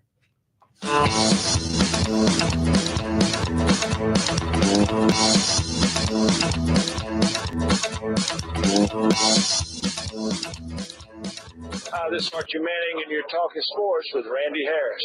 Got bills and looking for work, but nobody is hiring? Staff Zone is, as the leading provider of commercial construction, industrial, and special event staffing throughout the Southeast, Texas, Las Vegas, Salt Lake City, Kansas City, and many other locations. Staff Zone has plenty of work for you, and they need you now. Don't wait. Go to www.staffzone.com and find a branch closest to you. Work today, get paid today. That's the Staff Zone way.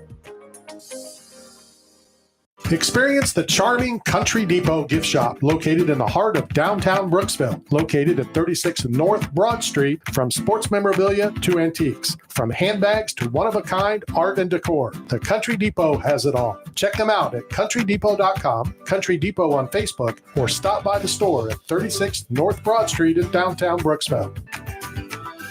You're hungry. Where do you go to eat? Berg Sports Bar and Grill. You want to have a drink? Where do you go? Berg Sports Bar and Grill. Having a get-together with the guys from the softball team? Where do you do it? That's right, Berg Sports Bar and Grill. Located at 1320 Central Avenue, St. Petersburg, right across from Tropicana Field. Berg's is the best place to take the whole family for food and fun. Going to a Rays game? Have dinner before the game at Berg's, and after the Rays win, come and celebrate with all your friends at Berg's, right across from the Trop. So come down and see Ferg and the whole gang at Ferg Sports Bar and Grill. Ferg Sports Bar and Grill.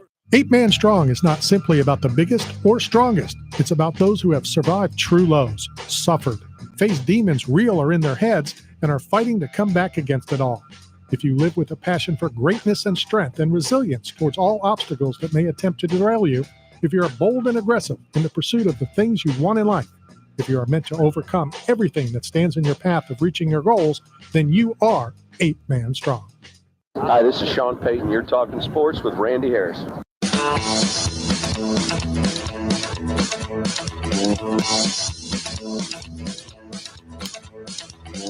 All right, we are back coming to you live from Can't Talk Radio Network. It's Big getting shout better. out to Cool Breeze, by the way. Cool Breeze took care of my air. They went out last night, came out this morning.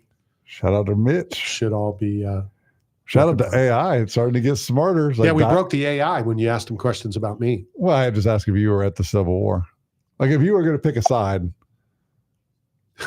I'm just asking if you were there, if you're alive, you're on the battle line between North and South, which one are you going with? I'm going to stay in my studio and I'm going to broadcast play-by-play of the Civil War. Would you really? Like, in a bayonet. Oh, man. All right, Tony, let me ask you a question. Let's go. What's your favorite athlete you represent? I represent. Oh man, I can't. That's a loaded question, kid. Well, that's like who's your favorite kid? I have a favorite. Yeah. It's like everybody has a favorite kid. You have a favorite kid. I don't. Really. Yes, you do. I don't. Yes, you do. Matt definitely does. Yeah, he does. Which one do I like? Now the all of a best? sudden he's playing stupid. Well, which one do I like better? I'm not even gonna get you in that type of trouble. I don't even. Why? He says it publicly all the time. I don't even know which one I like more. Now. I watched something and I even told my son about it. So a reporter asked a fan, I don't remember what team, so we're going to make it up, like a team that never wins. We'll say either the Toronto Maple Leafs or the New York Jets, whichever one you want. And they said, what would you give up for your team to win the world title? And the guy goes, my second born. I really love my first one. Damn. Wow, I love all my kids the same. I can't even. Favorite athlete? I guess I would have to go with Gabrielle Roman, probably because she was my first athlete that I signed. We're both from New Jersey. We just got that New Jersey bond. So probably her. All right, perfect. I'm going to ask Matt you this.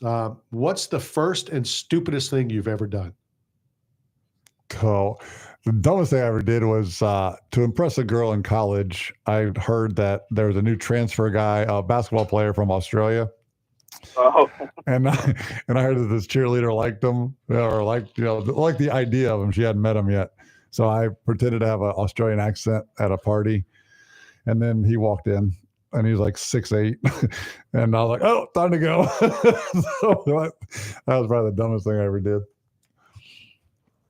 Dumbest thing, I gotta say, it didn't actually work. I pretended that I was crying that this girl didn't want to go on a date with me, but I was like laughing about it. But I like kept putting Visine in my eyes so that my eyes would run, and it worked though. Ended up dating her for like 2 years or something. But probably the dumbest, funniest thing I've done. You know that Visine's illegal in Russia.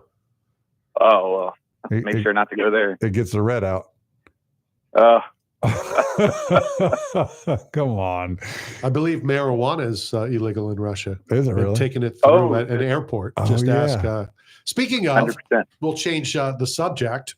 Thoughts on the What was University of Penn that has pulled all of the titles that the male won swimming female and has now given them to their rightful owners. Dang. The transgender movement. Yeah. I mean, Pride Month just ended. And what's ironic is Thomas's teammates are now upset. I wonder why. Because they lost money, sponsorships, scholarships. I'm assuming that Thomas, and we'll just say it that way instead of what gender may or may not be, swam relays as well. So if you're pulling the medal and the championships and the titles, their teammates lose their right, they would lose it recognition. as well. Yeah. Yeah. But does it matter? I mean, are they going to come and confiscate it? They're going Yes. to come and take the medal back? Yes. Like come to your house. Yes. Be like, open the door. Yes. We're here to take our medal. Yes. They can. Legally, they can't do that. And they did that in the Olympics There's too. no way. They made them return the Olympic medal. It's not a criminal act to keep it. Like you can keep it if it's in your You can in the possession in your Olympics. house. You can't come in and seize a medal. That's ludicrous. Now they can get pressured. You can ask Ludacris what's ludicrous. You'll never swim again. You'll never compete professionally. They can do things to pressure you to relinquish it, but you can't force strong arm somebody. Step up once in your time on Knockout Radio. Call the University of Penn. All right. And have somebody on the show next week. Well, as Biggie said. What did Sean Cope say? Whoa, Penn State, John Combs, that's crazy. Yeah. Penn State Penn. Made it out. Penn State. No, but nobody can come into my house and take anything. Like, there's nobody that's going to come into my house and take anything. And if you don't want to give up your medal that you earned, that you swam your life for, because some other guy changed genders, like, that's ludicrous. Like, there's not a chance. There's no way that happens. Let's find out. Call Penn and find out if they're making them return if there was medals. I don't know if there's medals. Well, what would you give a swimmer if they won on that trophy? Handshake. Congratulations, you just won. Really? Yeah. You have to get some kind of your ribbon, team of medallion. 3.5 women beat 4 women. I'm sure it's not a ribbon. There's nothing to pin it to. Like, they don't have a shirt on. So it's got to be a medallion. What do you mean they don't have a shirt on? In a swimmer? They don't have shirts on. Really? Female swim shirtless? Well, did the trans guy wear a top? Of course. Oh, really? Yeah. So he went all in. Yeah. Well, no. He went all in. Oh, my God. 866-826-1340. Call in. Complain to Matt. You win prizes. Yeah, I don't know. It's tough. But Maine banned it, right? I mean, and now with Trump involved, I'm sure all those records are going to get reset, right? Can we get back to? I know. So Randy, I was gonna say, Randy, before you get taken off the air, let's. So when is the next cruise, Randy? Working on it. I talked to Margaritaville at Sea, and a lot of people registered. Only about I think 7 or 8 took advantage of the free cruise. I still don't understand that, but we're working on it. Chuck Liddell's on board. Brad Penny's on board. A couple other MMA fighters. Might have to get a bare knuckle guy. I don't know. Maybe Mike Perry. Be fun. Then I'm gonna give your guy another plug because I have a question. If you can ask your guys over at Rhino Cards, I'm trying to find someone who can make customized cards for me. So I know they got a whole bunch of card connections. So I know somebody. Something you can. Oh yeah, I need something. How many cards? How many cards do you need made? Well, so I'm trying to start off basically a bare knuckle line for our fighters, or not even a bare knuckle line, but for all my fighters, and basically do like a set of 10 that has a cut of their uniform in it, and then like maybe 50 regular cards, like a 1 of 50 set for each fighter for each fight. I absolutely have the person, and I don't know if that numbers will work for them, but they're already doing it. So I'm sure that Britton Hart and the company that she started making cards. Oh yeah. Would be more than happy to do that. Yeah. I'll talk off air about that. Yeah. Okay. All right. No worries. Yeah. Well, anyone else that you might know? Okay. No, I do have a few people that are able to do that. I thought you were going to go with like Panini and all the people. I was really just trying to give you a Rhino card. A plug. Yeah. Well, Panini and Topps and those guys aren't going to do 50 cards. Yeah. No, I know. Not even if I have to do whatever 1,000. 55. Not like it's that much. If you do 55, they may. I don't know if they'll do 50. Yeah, that's fine. Okay.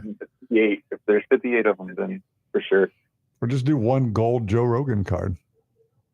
No. That's all you need. I have the card designed already. I'll send it to you, Randy, so you can see. I had one made for Arnold Adams. Okay. I haven't dropped it yet, but yeah, I just need somebody to actually print it. I'm sure I can take care of that. And Rhino Cards sits that Joe Rogan gold from 2009 Topps round 1.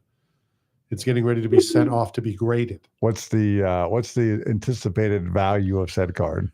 This is what really bothers me. In this whole collectible, so it's worth somewhere between 4 and 6, I think. Okay. But if it's graded, I believe it goes up to like 2,500.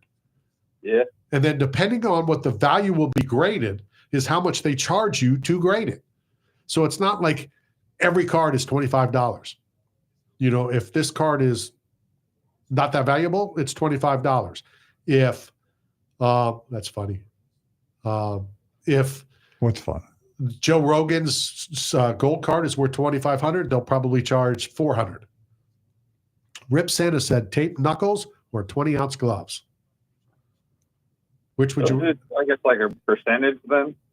Yeah, exactly. So bare knuckle, they're not taped. Bare knuckle is. So bare knuckle. with the cards, like what? I don't know. Which would you rather have?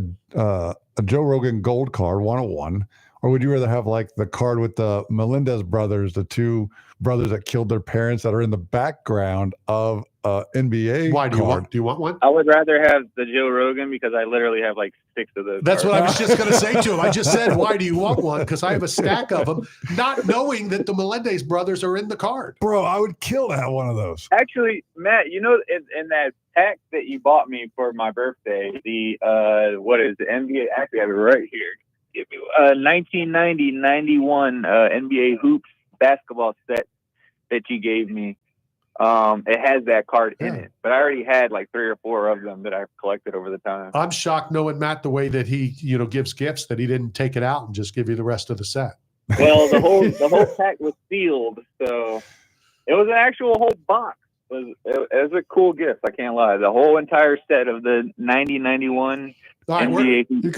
we're at the top of the hour. We got to hit the top of the hour. Tony, thanks for Yes, sir. calling in. Call We in. appreciate it. If you want to jump on board, 866-826-1340. Interview coming up at 15 minutes. We'll be right back.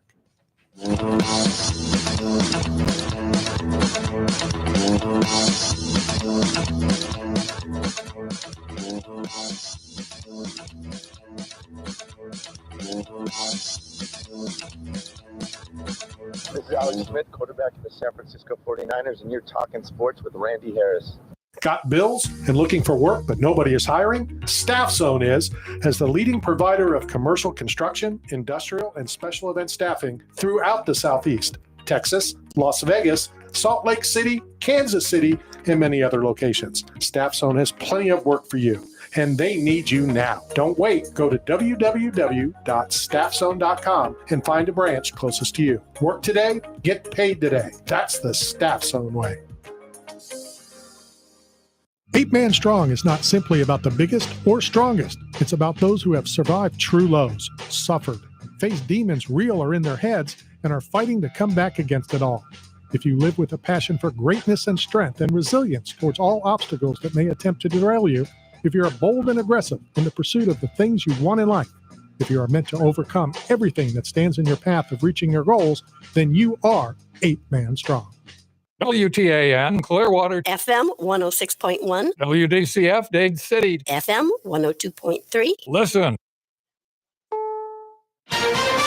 This is CBS News on the Hour, sponsored by Progressive Insurance. I'm Cammie McCormick. Sean Diddy Combs was convicted of prostitution-related offenses today, but acquitted of sex trafficking and racketeering, charges that could have put him behind bars for life.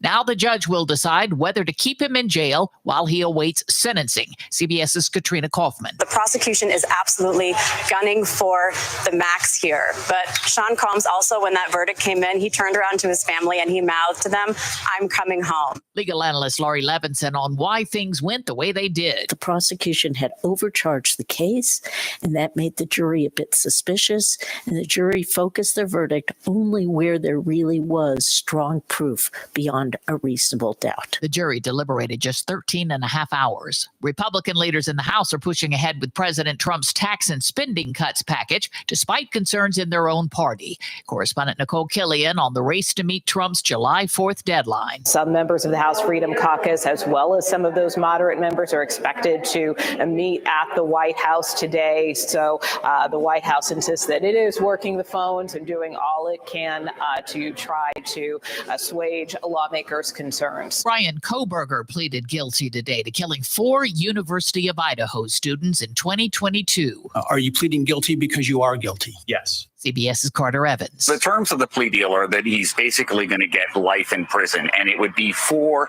consecutive life sentences without the possibility of parole, he would also not have the option to appeal. The family of one of the murdered students is angry about the plea deal, saying there was no jury and no justice. Relatives also hope to hear a motive in the trial. Ukraine says it's ready to buy or rent air defense systems after U.S. aid was paused. The Trump administration is citing concerns over stockpiles.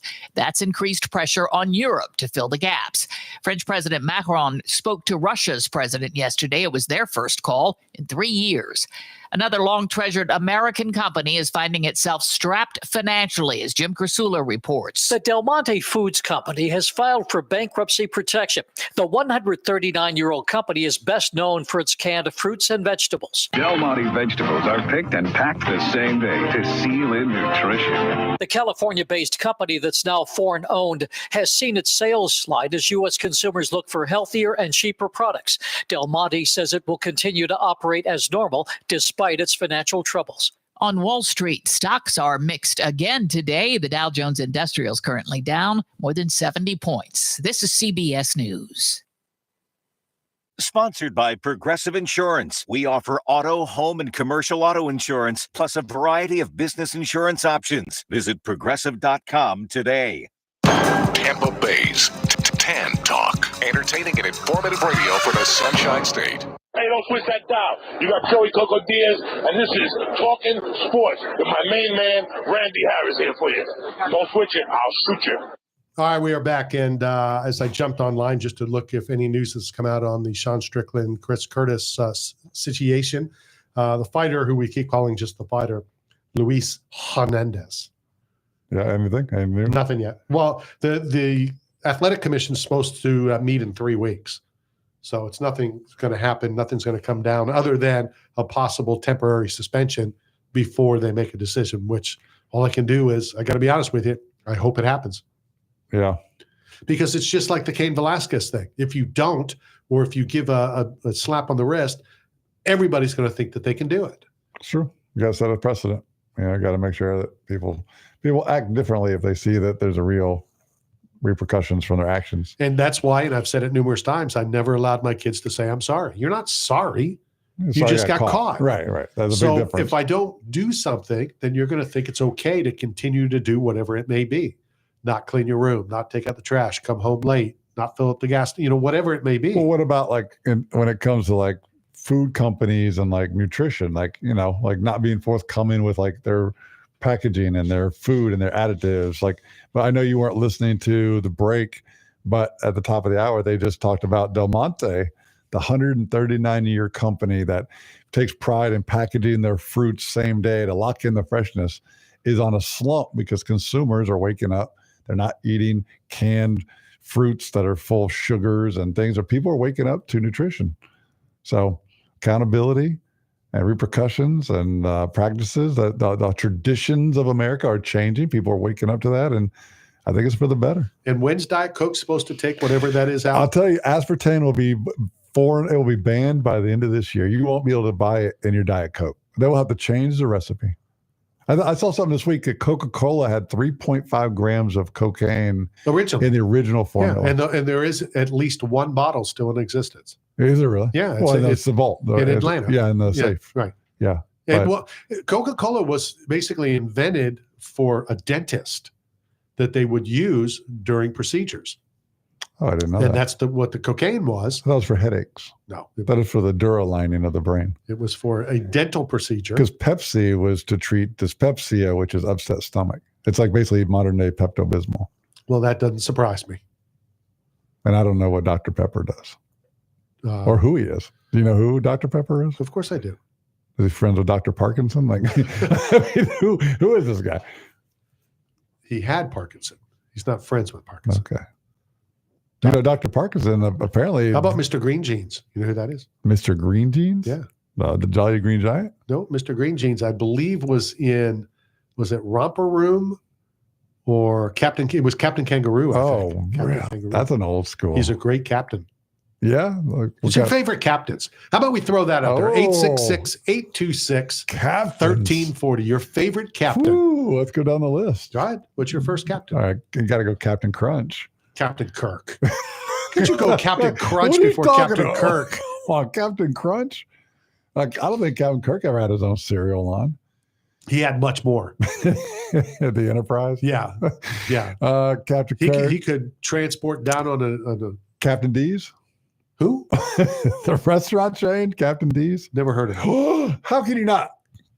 How can you not know Captain D's? I don't know what that is. Shut up.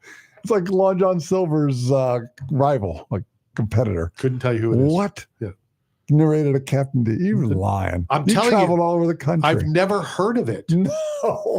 No way. Somebody look up, like, I got to look up where the closest one is. Because they're all coming back. All those Sure they are. Nostalgic brands. Like, Yeah. I can't wait for Sizzler Big and Boy coming Ponderosa. back. Big Boy coming back. You know what? In Wyoming at a BKFC, we were driving through Wyoming and like Cody, and there's a huge, like, what's it called? Burger Boy or Big Boy. Big Boy statue, and there's just nothing but farm. I've seen a statue, I think, out in Pasadena, Florida. I think I've seen one. But so Bonanza's coming back? Well, I mean, I think they should bring all those back. A Whataburger's coming to Tampa. They never had one. What? I've never had a Whataburger. What other captains are there? There's the Captain and Tania. The what? You don't know the group Captain and Tania? No. They were famous for "Love Will Keep Us Together," and then they got divorced. That's true. That's true. Their big hit was "Love Will Keep Us Together." Oh, you got Captain Jack Sparrow. Yeah, Michael Bolton's song is pretty good. Let's see, what's the list of captains? I guess AI would be good for this. I don't know what that means. AI? You just say That's cheating, though. What do you mean? Talk to AI. Hey. Oh my Listen, God! Live on the air. Listen, co-pilot. Give me a list of the best captains of all time. Captain Nelson. Never heard of him. Don't talk. You're interrupting co-pilot. Co-pilot, go ahead. Sorry about that. This is awful. No, now you upset him. Look, every time we have a guest call in, whether it's AI or it's a real person. How many packs of cigarettes did Captain AI smoke? Co-pilot, how many cigarettes do you smoke? Zero. Tell me a captain. It's your turn. Don't cheat. Who's the best captain of all time? Captain Kirk is the best. Captain James T. Kirk of Star Trek is often considered one of the best fictional. There you go. Fictional. Real or fictitious? Who's the best captain, a real captain? Oh my God. This is brutal. Captain Kangaroo? That'll work. You didn't even say it when I said his name a minute ago. AI is going to take over the world. I'll be gone by then, so it don't matter. Do you think so? Yeah, of course. You know, how much time do you think you got left? Not much. Do you feel like it's the end? Not at all. You don't like? Do you when you go to sleep? Serious question. When you go to sleep, do you think that this might be like? Do you think that before you close your eyes, like this might be the? You're going to make me say this publicly? Yeah. That's not what I think. The last thing I close my mind. Okay.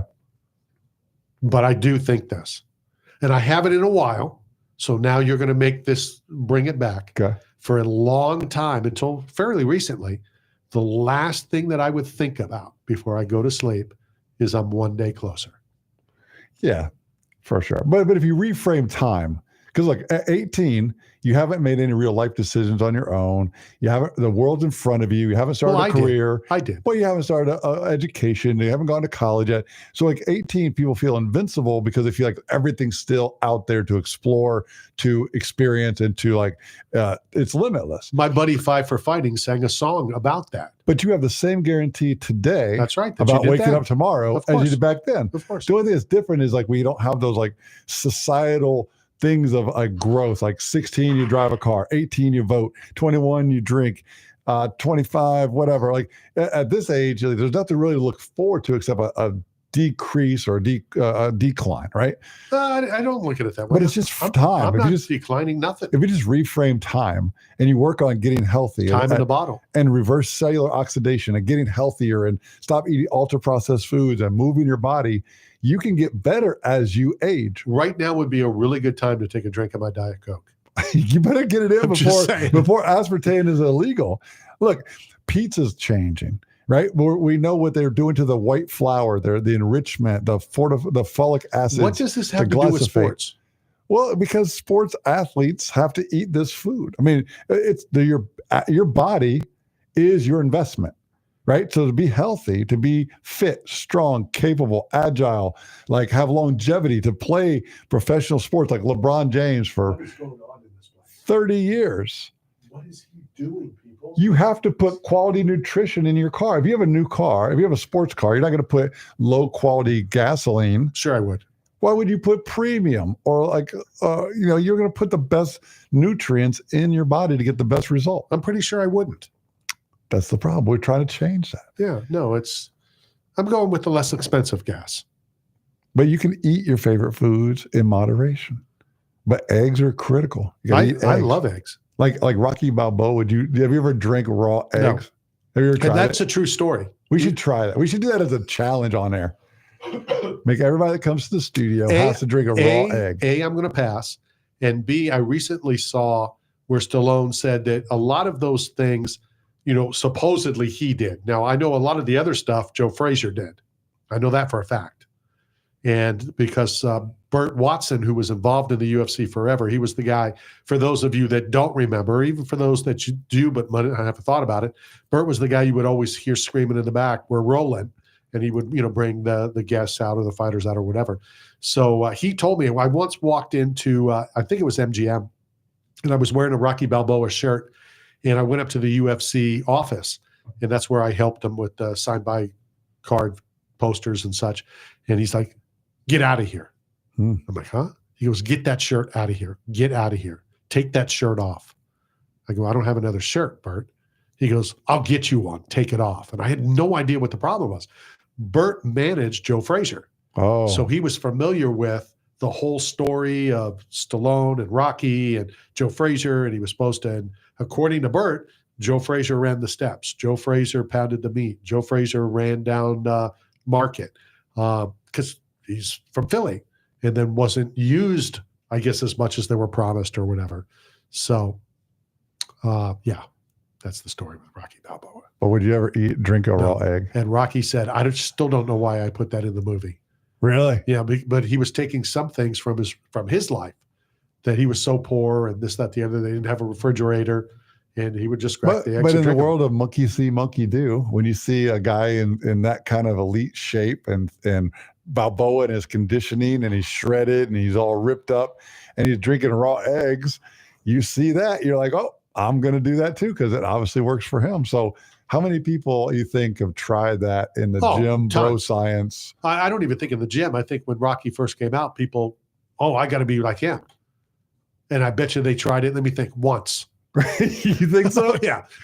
They did it once. Well, what if you could go to like IHOP and be like, "Could you just bring me a raw egg in a glass?" I bet you they would. They would sell you a raw egg drink. Why would they? It's not selling raw chicken. I mean, it is actually. Not quite, but yeah. It is fried chicken if you really think about it. Well, no, it never became a chicken. It's still fried chicken. Well, but it's not fried. It is from inception of the embryo. It's not fried chicken. Well, if you cook it, it's fried chicken. Right. Well, no, it's a fried egg. Fried chicken. Yeah. But if you don't become a chicken, how's it a chicken? But it doesn't matter as a chicken. It is a chicken. All right, let's go ahead and break. And then our first and only guest coming up. And this should be a I'm ship excited show. about this one, baby. We'll be right back.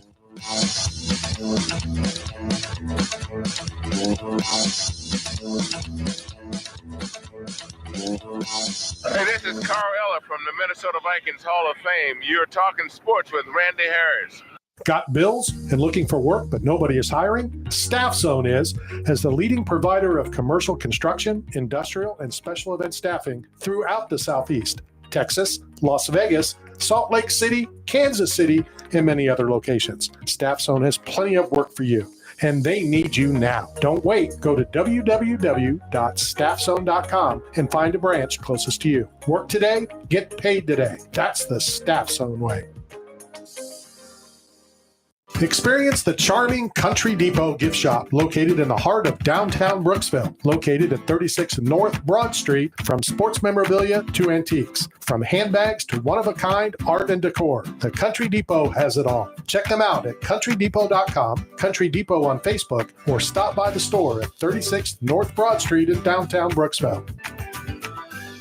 The once-a-year event is back. Tampa Bay Comic Convention is coming your way August 1st through the 3rd. Join the ultimate 3-day pop culture experience where you can meet your favorite celebrities, explore an immersive vendor hall, hear special guests share stories, and connect with a community that shares your passion. Tampa Bay Comic Convention is the perfect place to bring your family, make new friends, and share unforgettable moments with fellow fans. Save on tickets now with promo code MAGIC at TampaBayComicConvention.com. Check out fantasypets.com, where fantasy meets cutting-edge technology. We create breathtaking 3D printed fantasy creatures that captivate hearts and minds, from the T-Rex to the dragons and the shark to the crocodile. Every fantasy pet is a testament to our dedication and precision and quality. You can request custom designs and bulk pricing as well. Go to fantasypets.com. That's fantasypets.com. 8 Man Strong is not simply about the biggest or strongest. It's about those who have survived true lows, suffered,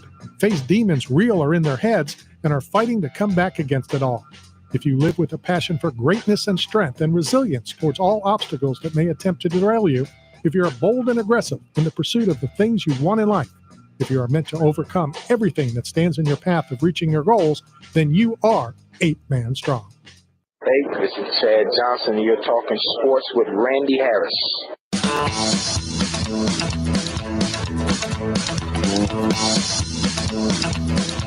All right, we are back well into hour number 3 of Knockout Radio, not our typical show.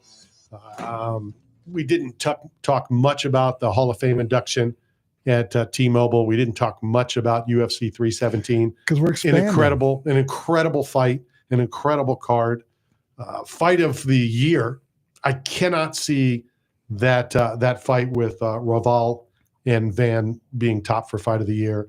Then the 2 title fights, unbelievable. Ilya Topuria, I would assume is going to be, if not at the top, towards the top of Joe Marquis' favorite pound for pound.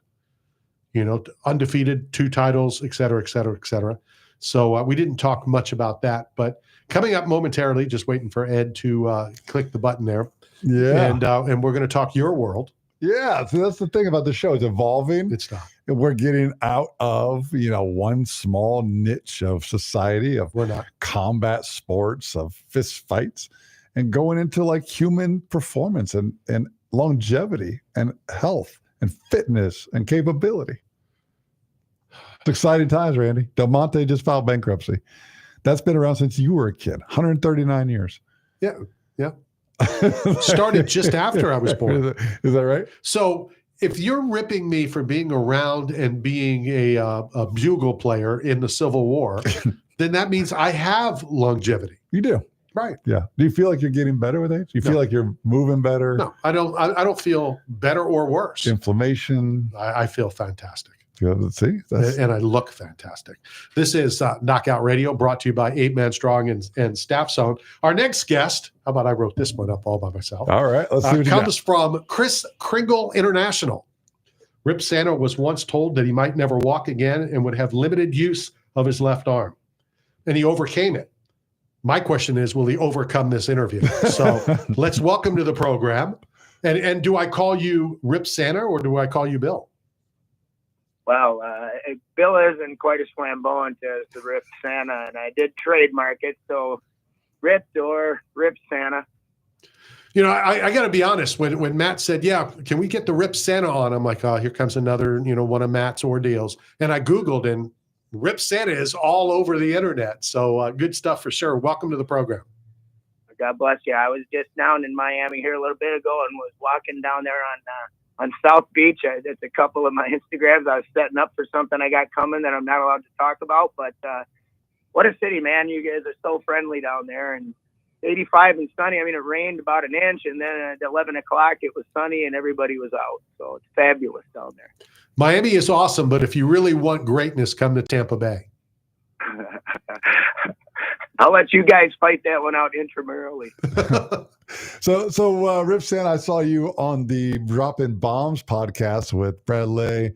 And I learned something from you that I didn't know previously. I did not know that there was a strategy to cooking eggs. So before you came on, we're talking about Rocky Balboa and how in the movie they drank raw eggs. But is it true? Like you said, you eat anywhere from 15 to 20 eggs a day. Is that still accurate? I did when I competed. Now it's about 5 or 10, and the people that I work with, I make it a minimum of 5 out of the sleep cycle, and then 5 before they go to bed. So when they get out of it fast, they have to have 5 eggs and then whatever else they want. Tell me, what that does, because it's a big fan of eggs, and my neighbor now has chickens, so I can go get all the eggs I want. Why do I want to eat that many eggs? Boy, here it comes. And I mean, dropping bombs is the name of this tune. 44% of an egg becomes tissue in the body. It's the number one food source. Meats and fishes is 26 to 30, 32. So an egg is big time. Pack of wolves kills an animal. The alpha female always eats first. She eats the brain, heart, liver, and kidneys. She doesn't even eat the muscle. That goes to the old and the soldiers. So it's more mineralization than it is protein. So the protein as a fuel source, if you look up Vince Gironda, the guy that took bodybuilders off of steroids in the 70s and 80s, he advocated 36 eggs a day. If you get to 185 grams or so of protein at a perfect assimilation, it's the same as a DECA or dietable steroids. So when we're eating it, does it just have to be raw, or can egg salad, fried egg is what ways to? Because I love eggs, so I'm on board already. Yeah, well, that's a great question, because a lot, they see that Rocky thing and they're like, it's a texture issue and choking them down. And if you mix up the yolks in it, it actually, you can bury it in coffee and you don't even taste them. I have people that bring in a 4-egg coffee in the morning. Wow. So, will it go well with Diet Coke? No. Oh, then I'm screwed. Yeah, well, soda pop with the carbon dioxide in it isn't, the CO2 in it isn't good for digestion. But back to the eggs, though, there's also another interesting study with burn victims. The 2nd and 3rd degree burns have a kind of an ashing to them where the skin continues to degrade after they've been brought in. And if they give them 20 eggs, that stops and reverses. So you get 20 eggs in the burn unit. Wow. So, and what I learned from that podcast, watching it, was you actually separate your egg whites. And I've tried this the last 2 days after I watched that episode. I cook my egg whites first. I let them harden. I reintroduce the yolks to get tacky, like you suggested. And it's phenomenal. I mean, it's creamy, it's fluffy, the flavor's there, and I'm not cooking out the nutrients, right? Yeah. And the flavor, that's the big thing. The lower the heat, the more flavor you add. But yeah, and people are, they're like, oh, how do you eat that many eggs every day? Well, if I can put on 5 ounces every 6 weeks as a natural bodybuilder, and then introduce 13 to 15 to 18 eggs into my diet every day for 20 days and gain 4 pounds, and then go to 18 and gain 2 more pounds for 6 and 30 days, there's some kind of magical feat in that. So Rip Santa, otherwise known as Bill Everhart, joining us live on Knockout Radio. You have pizzerias. We have that in common. I came from the pizza world myself, and my contribution to the industry was I wanted to show that pizza could be a healthy food, and if you ate it responsibly. So I actually invented the pizza diet. And while we're talking about eggs, we're based in Tampa Bay, home of Hulk Hogan, Clearwater Beach. And I used to make him an egg white pizza. That was his favorite of all my menu. It was an egg white, spinach, chicken, aroma tomatoes, garlic and olive oil on a whole wheat low carb crust. And so we tried our best down here to be as healthy as possible. But what's the pizza scene like in Minnesota? And are you incorporating any of these new studies about enriched flours and bromation and bleached flours? Are you guys following the wave with healthy pizza? Yeah. And the Carboni's franchise up here in Tommy Carboni, he's a very, very Christian man, very deeply in his faith, to the point where he he closes his shops on Sunday, not the franchisees. They have discretion, but you know, we even introduced the cauliflower crust. You know, cauliflower is a wonderful crust. I mean, it's low carb. It's egg white held together. So, and it's actually what my family, I buy them through for my family to use for crusts, for, you know, using just putting cheese on it and some protein source and throwing it in there and cooking it down like a quesadilla. That sounds. We have used it, yeah. And here's the thing too with pizza: carbs get a bad rap, but that's really the only way you drive the hydration into the muscle. You know, it's one thing to do the protein and the fats and the carnivore diet. That builds muscle wonderfully, and it leans you out, but it also it makes you raisiny. It doesn't fill the tissue, make you full. Yeah, you're 100% right. I mean, that's how you get water intracellular. You got to transport it through carbohydrates. So to fill out, to, you know, have rounded muscle bellies and look great on stage. And that's another component of this is, you know, I don't know about you personally. I don't want to put words in your mouth or put pizza in your mouth for you, but you know, you are and myself are two of the most fit elite athletes in the entire pizza industry. And my question is it like drug dealers? Like, you know, the best drug dealers never get high on their own supply. Like, how much pizza are you actually eating? How much pizza goes into your contest prep, if any? Oh, another wonderful question, because these are the exact same questions that I get that need to be talked to. And, you know, carbohydrates, you know, I'm sure you know that with the carb deprivation, you can bring in actually 200% more carbs and fill out.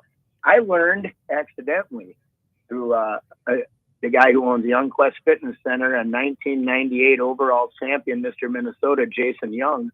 He's in the Rise from the Ashes YouTube video that I did at his place.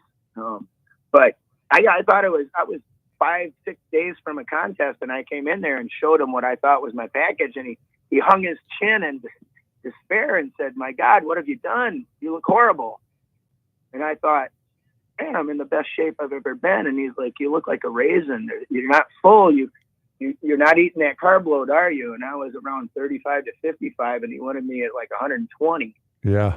Wow. And I thought if I suffered more, I would lean out and look better. But it was, you know, it was my naivete and what I was being led to believe versus what somebody who's planted the flag believes.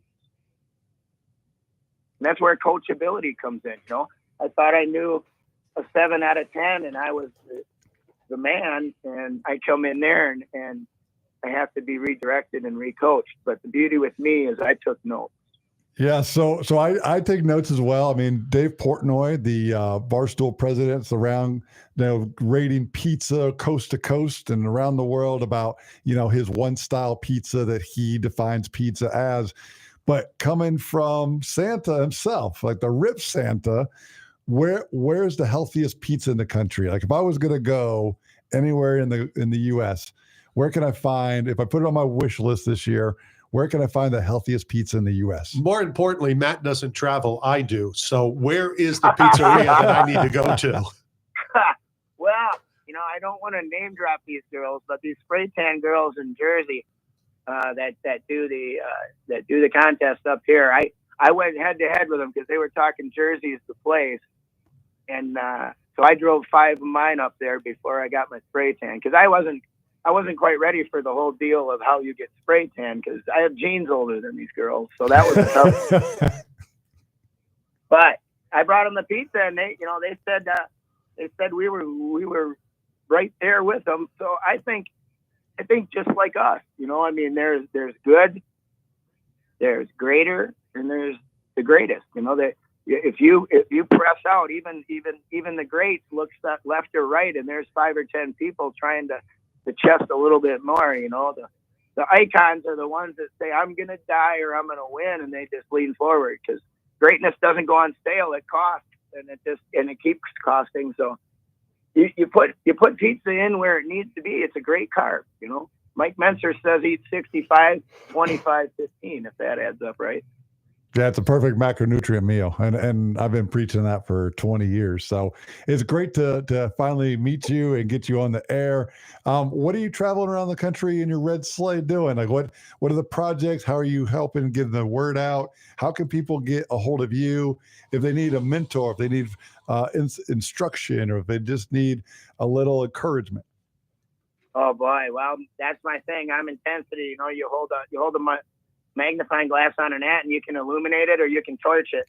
So, we're just a community. If they want to reach out to me, they can get me on Facebook. I put a ton of stuff. I've been watching you on Instagram. I started following you. There's a lot of really. Clark has a 60-day program for Beachbody eating. I don't show off as much of my meals, but we all eat the same. We eat carbs, we eat protein, and we eat fats in the right amount. But if they can get a hold of me, I'm like Batman. They can reach out to me through Instagram. I've been doing this thing called Ripped on the Road, where between training sessions, I hop in the 66 olds, go on Instagram Live, and I answer the questions because I can't get back to everybody that are reaching out, a lot of these wounded vets and stuff, and I want to get back to everybody. So I'm taking questions, and I'm doing this Ripped on the Road, trying to just, help out the little ways. I'm sure I'm going to be trolled over some of my things, but we all have our jigsaw piece, and we all just want to come along each other and do what we do. So if you're in the Tampa Bay area, August 1st through 3rd, the Tampa Comic Convention's in town. Lou Ferrigno's here. Sam Jones, the Flash Gordon, and myself will be presenting a presentation on how I became a real life Ninja Turtle at the convention. So if you're in town, I would love to, do some collaborative work with you, bring some pizzas, fellowship, spread the word to the masses about how to incorporate their favorite food into an active, healthy lifestyle so that they can follow in your footsteps and become a champion in life and beyond. Well, God bless you. And here's the thing, I do eat pizza. So when you see me, know that you can treat yourself. This life isn't just straight up steak and 2 pieces of asparagus. So how much pizza do you eat, Bill? I had pizza last night. Yeah, like on a normal week. I mean, because obviously you're in the pizza industry and it's accessible. That's what everybody told me. Like, oh, well, you own a pizzeria, so it's easy for you. But how much pizza do you eat? Is it only your style, or do you eat it on the road as you go around different cities? Boy, to tell you the truth is, I don't let my employees eat mistakes because there would be so many. But when there is one, we all eat it, and I'll come over and I'll eat it as a treat. I won't eat a full pizza. I'll have a cauliflower pizza. I won't have a regular crust. But I do incorporate. I'll have it, once every maybe 10 or 12 days, or if there's a good mistake that's around, nothing goes to waste. Something died to make that food. We eat it, and it's perfect inside of your carbohydrate, your protein, and your fat allowances. What topping does not belong on a pizza? Well, geez, I would say sardine or not, anchovies. Anchovies are too salty. They're saltier than salt. I love the hell out of sardines, but anchovies, that's a bridge too far. So Rip Santo, we're still talking Knockout Radio. For those of you who don't know, Bill Everhart, he owns pizzerias and he's in the industry, but he's also known as the Rip Santa. He's a bodybuilding champion. And so I promised Randy before the show that you taught me how to cook my eggs on a recent podcast of Dropping Bombs. And I promised Randy that I would teach you something. So what I'm working on in my home kitchen now, Bill, is how to use baking soda, which has a pH of 9, which is alkaline, to reduce the acidity of the tomato sauce to make pizza even more of a superfood. So, and I do put what a wonderful idea, because baking soda to keep the alkalinity out of the blood, also for cancer. Absolutely. So then you have a super sauce, and then I do add anchovy just because it's the least amount of mercury of any marine life, and you get the omega-3s out of the fish oil. So I'll put that on like a bed of spinach, some extra virgin olive oil, some Celtic sea salt or Baja Gold, and literally make the Hulk Hogan protein pizza come to life. So when you come to Tampa, open invite to break bread with Chris Kringle himself, the Rip Santa. I am going to retract anchovies as a bad topping and will now eat them based on what you told me, because that's the discipline that I require of myself. What a wonderful food. I didn't even know that. Yes, That's sir. wonderful. Thank you for that. Absolutely. I can't wait to break bread with you. I'm shocked. I'm shocked that Matt said something that somebody agreed with and said was intelligent. It's time. It's about sharing knowledge and building a collective, and the work that you're doing out there, the way you put out your zero content to help people, the zero cost to consumer, your charitable acts of going on podcasts and telling your story. It's inspiring. It's uplifting. You're making an impact, even if people don't reach out to you and tell you what impact it's making. From me to you, I saw it and it instantly resonated with me. And I'm honored to have you on the show. And I want to make this relationship as long as we can, my brother. Oh, those are so very kind of words. I appreciate it so much. And boy, thank you for this opportunity with all of your fans. And it was a really interesting show, man. From presidents on Mount Rushmore to MMA to getting Diaz and then to the Rip Santa. It's good culmination. Well, I do have one question. Like, so in the song, who would be on your Mount Rushmore? That's his question. Yeah. So, all right, Mount Rushmore. So you were a hockey player. Yeah. So Randy said the worst losing franchise of all time is the Maple Leafs. I didn't say the worst. I just said they're a losing organization. The Tampa Bay Buccaneers still probably hold that record of the longest losing streaks. But what's your favorite sport? Is it hockey or whatever sport? Give us your Mount Rushmore of your favorite sport. 4 teams. Well, first of all, being a hockey goalie, I would have to say hockey. I mean, the game comes to me, right between them pipes, everybody counts on me. It's cost me tens of thousands of dollars in injuries, but, Leonidas stands at the gate. So hockey first. I'd have to say softball second, only because it's such a defensive game. Wow. Then I'd say basketball, because it's so ferociously brutal as far as your athleticism. Yeah, that's the one sport that I never played. And I played 6. So I'm going to pull a Matt, since Matt loves talking about himself and it drives me crazy. Since you mentioned softball, I was in the Guinness Book of World Records for softball. Well, do tell. The longest slow pitch game ever, and it will never be broken because they've changed the criteria. Well, to be first in anything is awesome. Well, your comeback was supposed to say how long was the game, and it was 104 hours. What, people dying? By Friday night, Saturday morning, we started Tuesday morning. We played till Saturday night. So yeah, by Friday night, Saturday morning, it started to get pretty painful. But 104 hours. Nonstop, no substitutes. We got 5 minutes off an hour that we could accumulate. So we played 48 straight hours before we took our first break. Man, that's a push for an IV bottle and another one in the ambulance. I mean, holy cow. I sure could have used some of your egg recipes back then. Yeah, that's for sure. It certainly would have helped us get through. Yeah, well, that lady wolf will pass that carcass to go eat a nest of eggs. So, Rip Santa, before I let you go, I just got to ask, what was up with mommy kissing Santa Claus? No, I'm just kidding. I don't know if you're a grandfather yourself. Are you? Do you have children? Do you have grandchildren? Yeah, I have 3 stepkids that I got at 4, 6, and 10, so they're mine.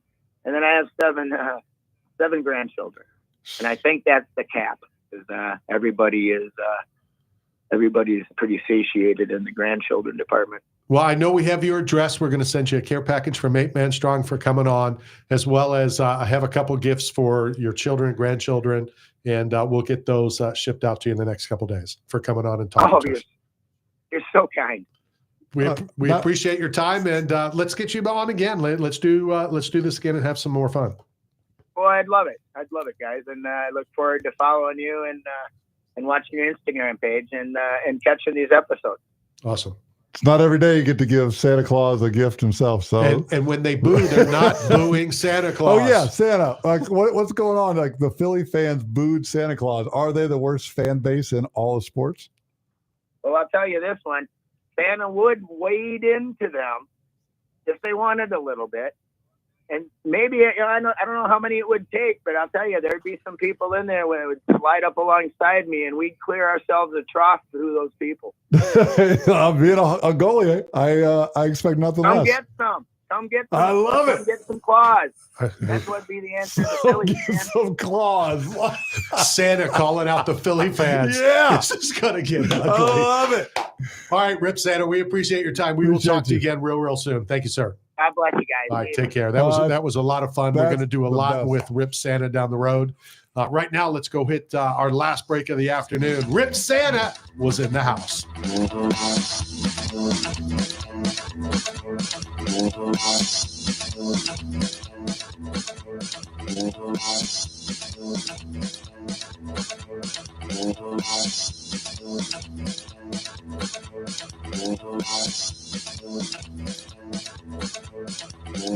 This is Matt Liner, and you're talking sports with Randy Harris.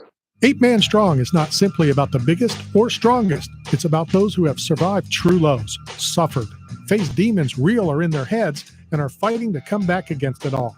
If you live with a passion for greatness and strength and resilience towards all obstacles that may attempt to derail you, if you're bold and aggressive in the pursuit of the things you want in life, if you are meant to overcome everything that stands in your path of reaching your goals, then you are 8-Man Strong. I'm very excited to announce that Knockoutradio finally has our very own Challenge Coin, thanks to Challenge Coin Country.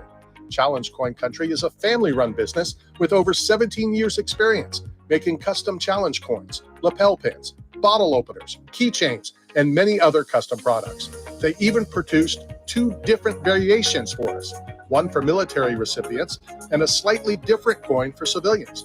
I strongly suggest you check them out at challengecoincountry.com with free express shipping, and they proudly offer discounts for first responders and military as well. That's Challenge Coin Country at challengecoincountry.com. The once-a-year event is back. Tampa Bay Comic Convention is coming your way August 1st through the 3rd. Join the ultimate 3-day pop culture experience where you can meet your favorite celebrities, explore an immersive vendor hall, hear special guests share stories, and connect with a community that shares your passion. Tampa Bay Comic Convention is the perfect place to bring your family, make new friends, and share unforgettable moments with fellow fans. Save on tickets now with promo code MAGIC at TampaBayComicConvention.com. You're hungry. Where do you go to eat? Berg Sports Bar and Grill. You want to have a drink? Where do you go? Berg Sports Bar and Grill. Having a get-together with the guys from the softball team? Where do you do it? That's right, Berg Sports Bar and Grill. Located at 1320 Central Avenue, St. Petersburg, right across from Tropicana Field. Berg's is the best place to take the whole family for food and fun. Going to a Rays game? Have dinner before the game at Berg's, and after the Rays win, come and celebrate with all your friends at Berg's, right across from the Trop. So come down and see Berg and the whole gang at Berg Sports Bar and Grill. Berg Sports Bar and Grill. Got bills and looking for work, but nobody is hiring? Staff Zone is, as the leading provider of commercial construction, industrial, and special event staffing throughout the Southeast, Texas, Las Vegas, Salt Lake City, Kansas City, and many other locations. Staff Zone has plenty of work for you, and they need you now. Don't wait. Go to www.staffzone.com and find a branch closest to you. Work today, get paid today. That's the Staff Zone way. Hi, this is Bert Sugar, and you're listening to Talking Sports with Randy Harris. All right, we are back, and what a perfect group. Bert Sugar, dead against MMA back in the day. Met him on the street in Detroit, and I don't remember if it was the Super Bowl or the All-Star game, and kind of converted him a little. And kind of watched MMA a little bit. Then he became my boxing expert. Okay. And Rip Santa said anchovies. I'm a big anchovy fan. I like it. Love it in salad. Love it on the pizza. Yeah. Dead against it. You kind of convinced him to give it a shot. Yeah, because the omega-3s and less amount of mercury. But like when he said like the come and get these claws, right? Like he was a hockey goalie, and I was like, well, that's a terrifying profession. Of all the sports, highlight is probably the fastest sport, but a hockey puck moving at 105 miles an hour, it's got to be the most terrifying job on the planet. You do know, back in the day, nobody wore masks. Hockey goalies did not have masks. So when you said that, I said, I can't wait for you to say this. It's bad enough now, but you're fully protected. Goalies today would be like Barry Bonds at home plate batting, with all the armor and all the gear and all the. But back in the day, Tony Esposito and such, no mask. Speaking of baseball, happy Bobby Bonilla Day belated. That was yesterday. Yeah. And I saw this, so I can't take credit for it. Somebody said, that there's plenty of baseball players and probably plenty of athletes that are on the same deal, whether it was before or after, it's just not publicized. Sure, of course. There's guys that are getting paid X amount of millions to just leave. Yeah. Well, whoever the most expensive athlete of all time is Ronaldo. He just signed like a $2-point-something billion unreal. 2-year contract. $2.2 billion for 2 years. I think Rip Santa did it on purpose. When I said, tell me other ways to eat eggs, because I love eggs. Yeah. So I think he did it on purpose so that we can get them back on. That would be the start of the conversation. I love eggs. Yeah. I love them hard boiled. I love them over easy. And I told Greg Hendrick, we went out to eat. We went to that fine establishment called Denny's. And he went to order over easy eggs. And I'm like, don't get them over easy. I learned a very valuable lesson. Okay. Don't get your eggs over easy. All right. Because more times than not, or at least every time I would order it, they're going to be over hard. And the whole object of the over easy egg really is like sunny side up, where you get the yolk. Right? To open up. And the best part of a pancake, a hamburger, whatever, is if you get the egg, right? It's the yolk. I don't want my yolk hard. Always sunny side up from now on. Well, my tragic event at Easter at Denny's in Indiana. I ordered eggs on Easter Sunday, and the waitress asked how I like them. I said, hide them. I would find them. And by the time the eggs arrived, I had passed out from being too intoxicated. You're an idiot. I got kicked out. Did you know you can't pass out in a public restaurant? You are just an idiot. Just saying. It was 3 a.m. I learned my lesson. But you're right. It was Bobby Bonilla Day yesterday. Yeah. UFC 317 over 318 around the corner. That'll be in New Orleans. And let's find out. The next UFC will be Nashville in 2 weeks. Will Chris Curtis be on the card? Well, every time I think of like New Orleans and Louisiana, I think of Daniel Cormier, who just lost his truck recently. Somebody stole his truck from the airport. I believe Sacramento. But, every time I flash back to that interview where he's talking to Conor McGregor, and he's like, you've called Dustin Poirier a hillbilly. He's like, I'm from the same town. Are you going to call me a hillbilly? He's like, but be careful. Remember, Conor, I'm bigger than you. I'm the light heavyweight, whatever, blah, blah, blah. And he goes, you're a black hillbilly. Oh, man. I had a little ordeal with Daniel Cormier on Friday. You did? I did. What happened? So I've told him before, I've invited him to come to Tampa Bay. Great golf courses. I can get him on Black Diamond, which is up the road. I told him about Steve Monroe. Steve Monroe's nickname is Tiger. That's all I need to say. And I've told him about it. I said, you ought to come to town, go out and play with Steve Monroe. I guarantee you it'll be the best time you've ever had. So he walked by me at the Fan Expo, and I said, hey, I still want to get you, on a golf course in Tampa. And he goes, I'd kick your ass. Now, he was talking about playing golf. He would kick my ass literally as well. Yeah. But he was saying that he would kick my ass on the golf course. Okay. And I'm like, you're not playing me, fool. I didn't say that. I certainly thought it. I didn't say that to him. I guarantee you he ain't beating Steve Monroe. Well, he can't even get here now. He doesn't have a ride. Well, he doesn't own a plane, so he can get on a plane. We'll have to get him a Uber. I ain't getting him nothing. Uber Daniel Cormier over here, D.C. Get him over here and play Steve Monroe, and I'm going to strongly recommend don't play him for cash. Yeah. Wouldn't be your smartest What's going on in the golf world? Is Shambo still dominating? Shambo? Bryson, is that his name? Yeah, Shambo. Shambo. He hasn't been. No, he's not. No, it's Scheffler. Well, okay. One of those S's. I mean, like usually it's this time of year where you really kind of pay attention to golf. It's like Father's Day. It's like when the big tournaments are, right? Like that's when like the Augusta, is it all during the summertime? I don't know. It's golf every weekend. Yeah. It certainly feels like it. Well, there's everything every weekend. Every sport. How about LeBron maybe leaving? LeBron might be bolting, not LA, but the Lakers. Where's he going? The Clippers? Possible. Really? And you know what other rumor? Why would he go there? You know what the biggest sports rumor that I've heard? And I got to be careful because I don't want Ed to, freak out. Tampa Bay Lightning, there is a rumor of a superstar possibly headed to the Tampa Bay Lightning. And that is? That would be none other the Rip Santa than McJesus. McDavid. McDavid to the Lightning. To the Lightning. And there's numerous reasons why it makes sense. First and foremost, the Lightning play the Panthers a lot. There's that rivalry now because they've now lost to them the last 2 years in the finals. Obviously, taxes. Everybody wants to come to Florida anyway. Right. But that's what I heard. Wow. That's one of his predominant teams, the organization over there in Tampa. So he has his eyes on it. That's a big name. You go from, like Cavier to Stamkos to now this superstar. Now, again, he's got to play more than 3 years. Brady was 3 years. He doesn't count as a Buccaneer. So we need him at least more than 3 if he's going to go down, as a Lightning. Interesting. Just a little piece of info.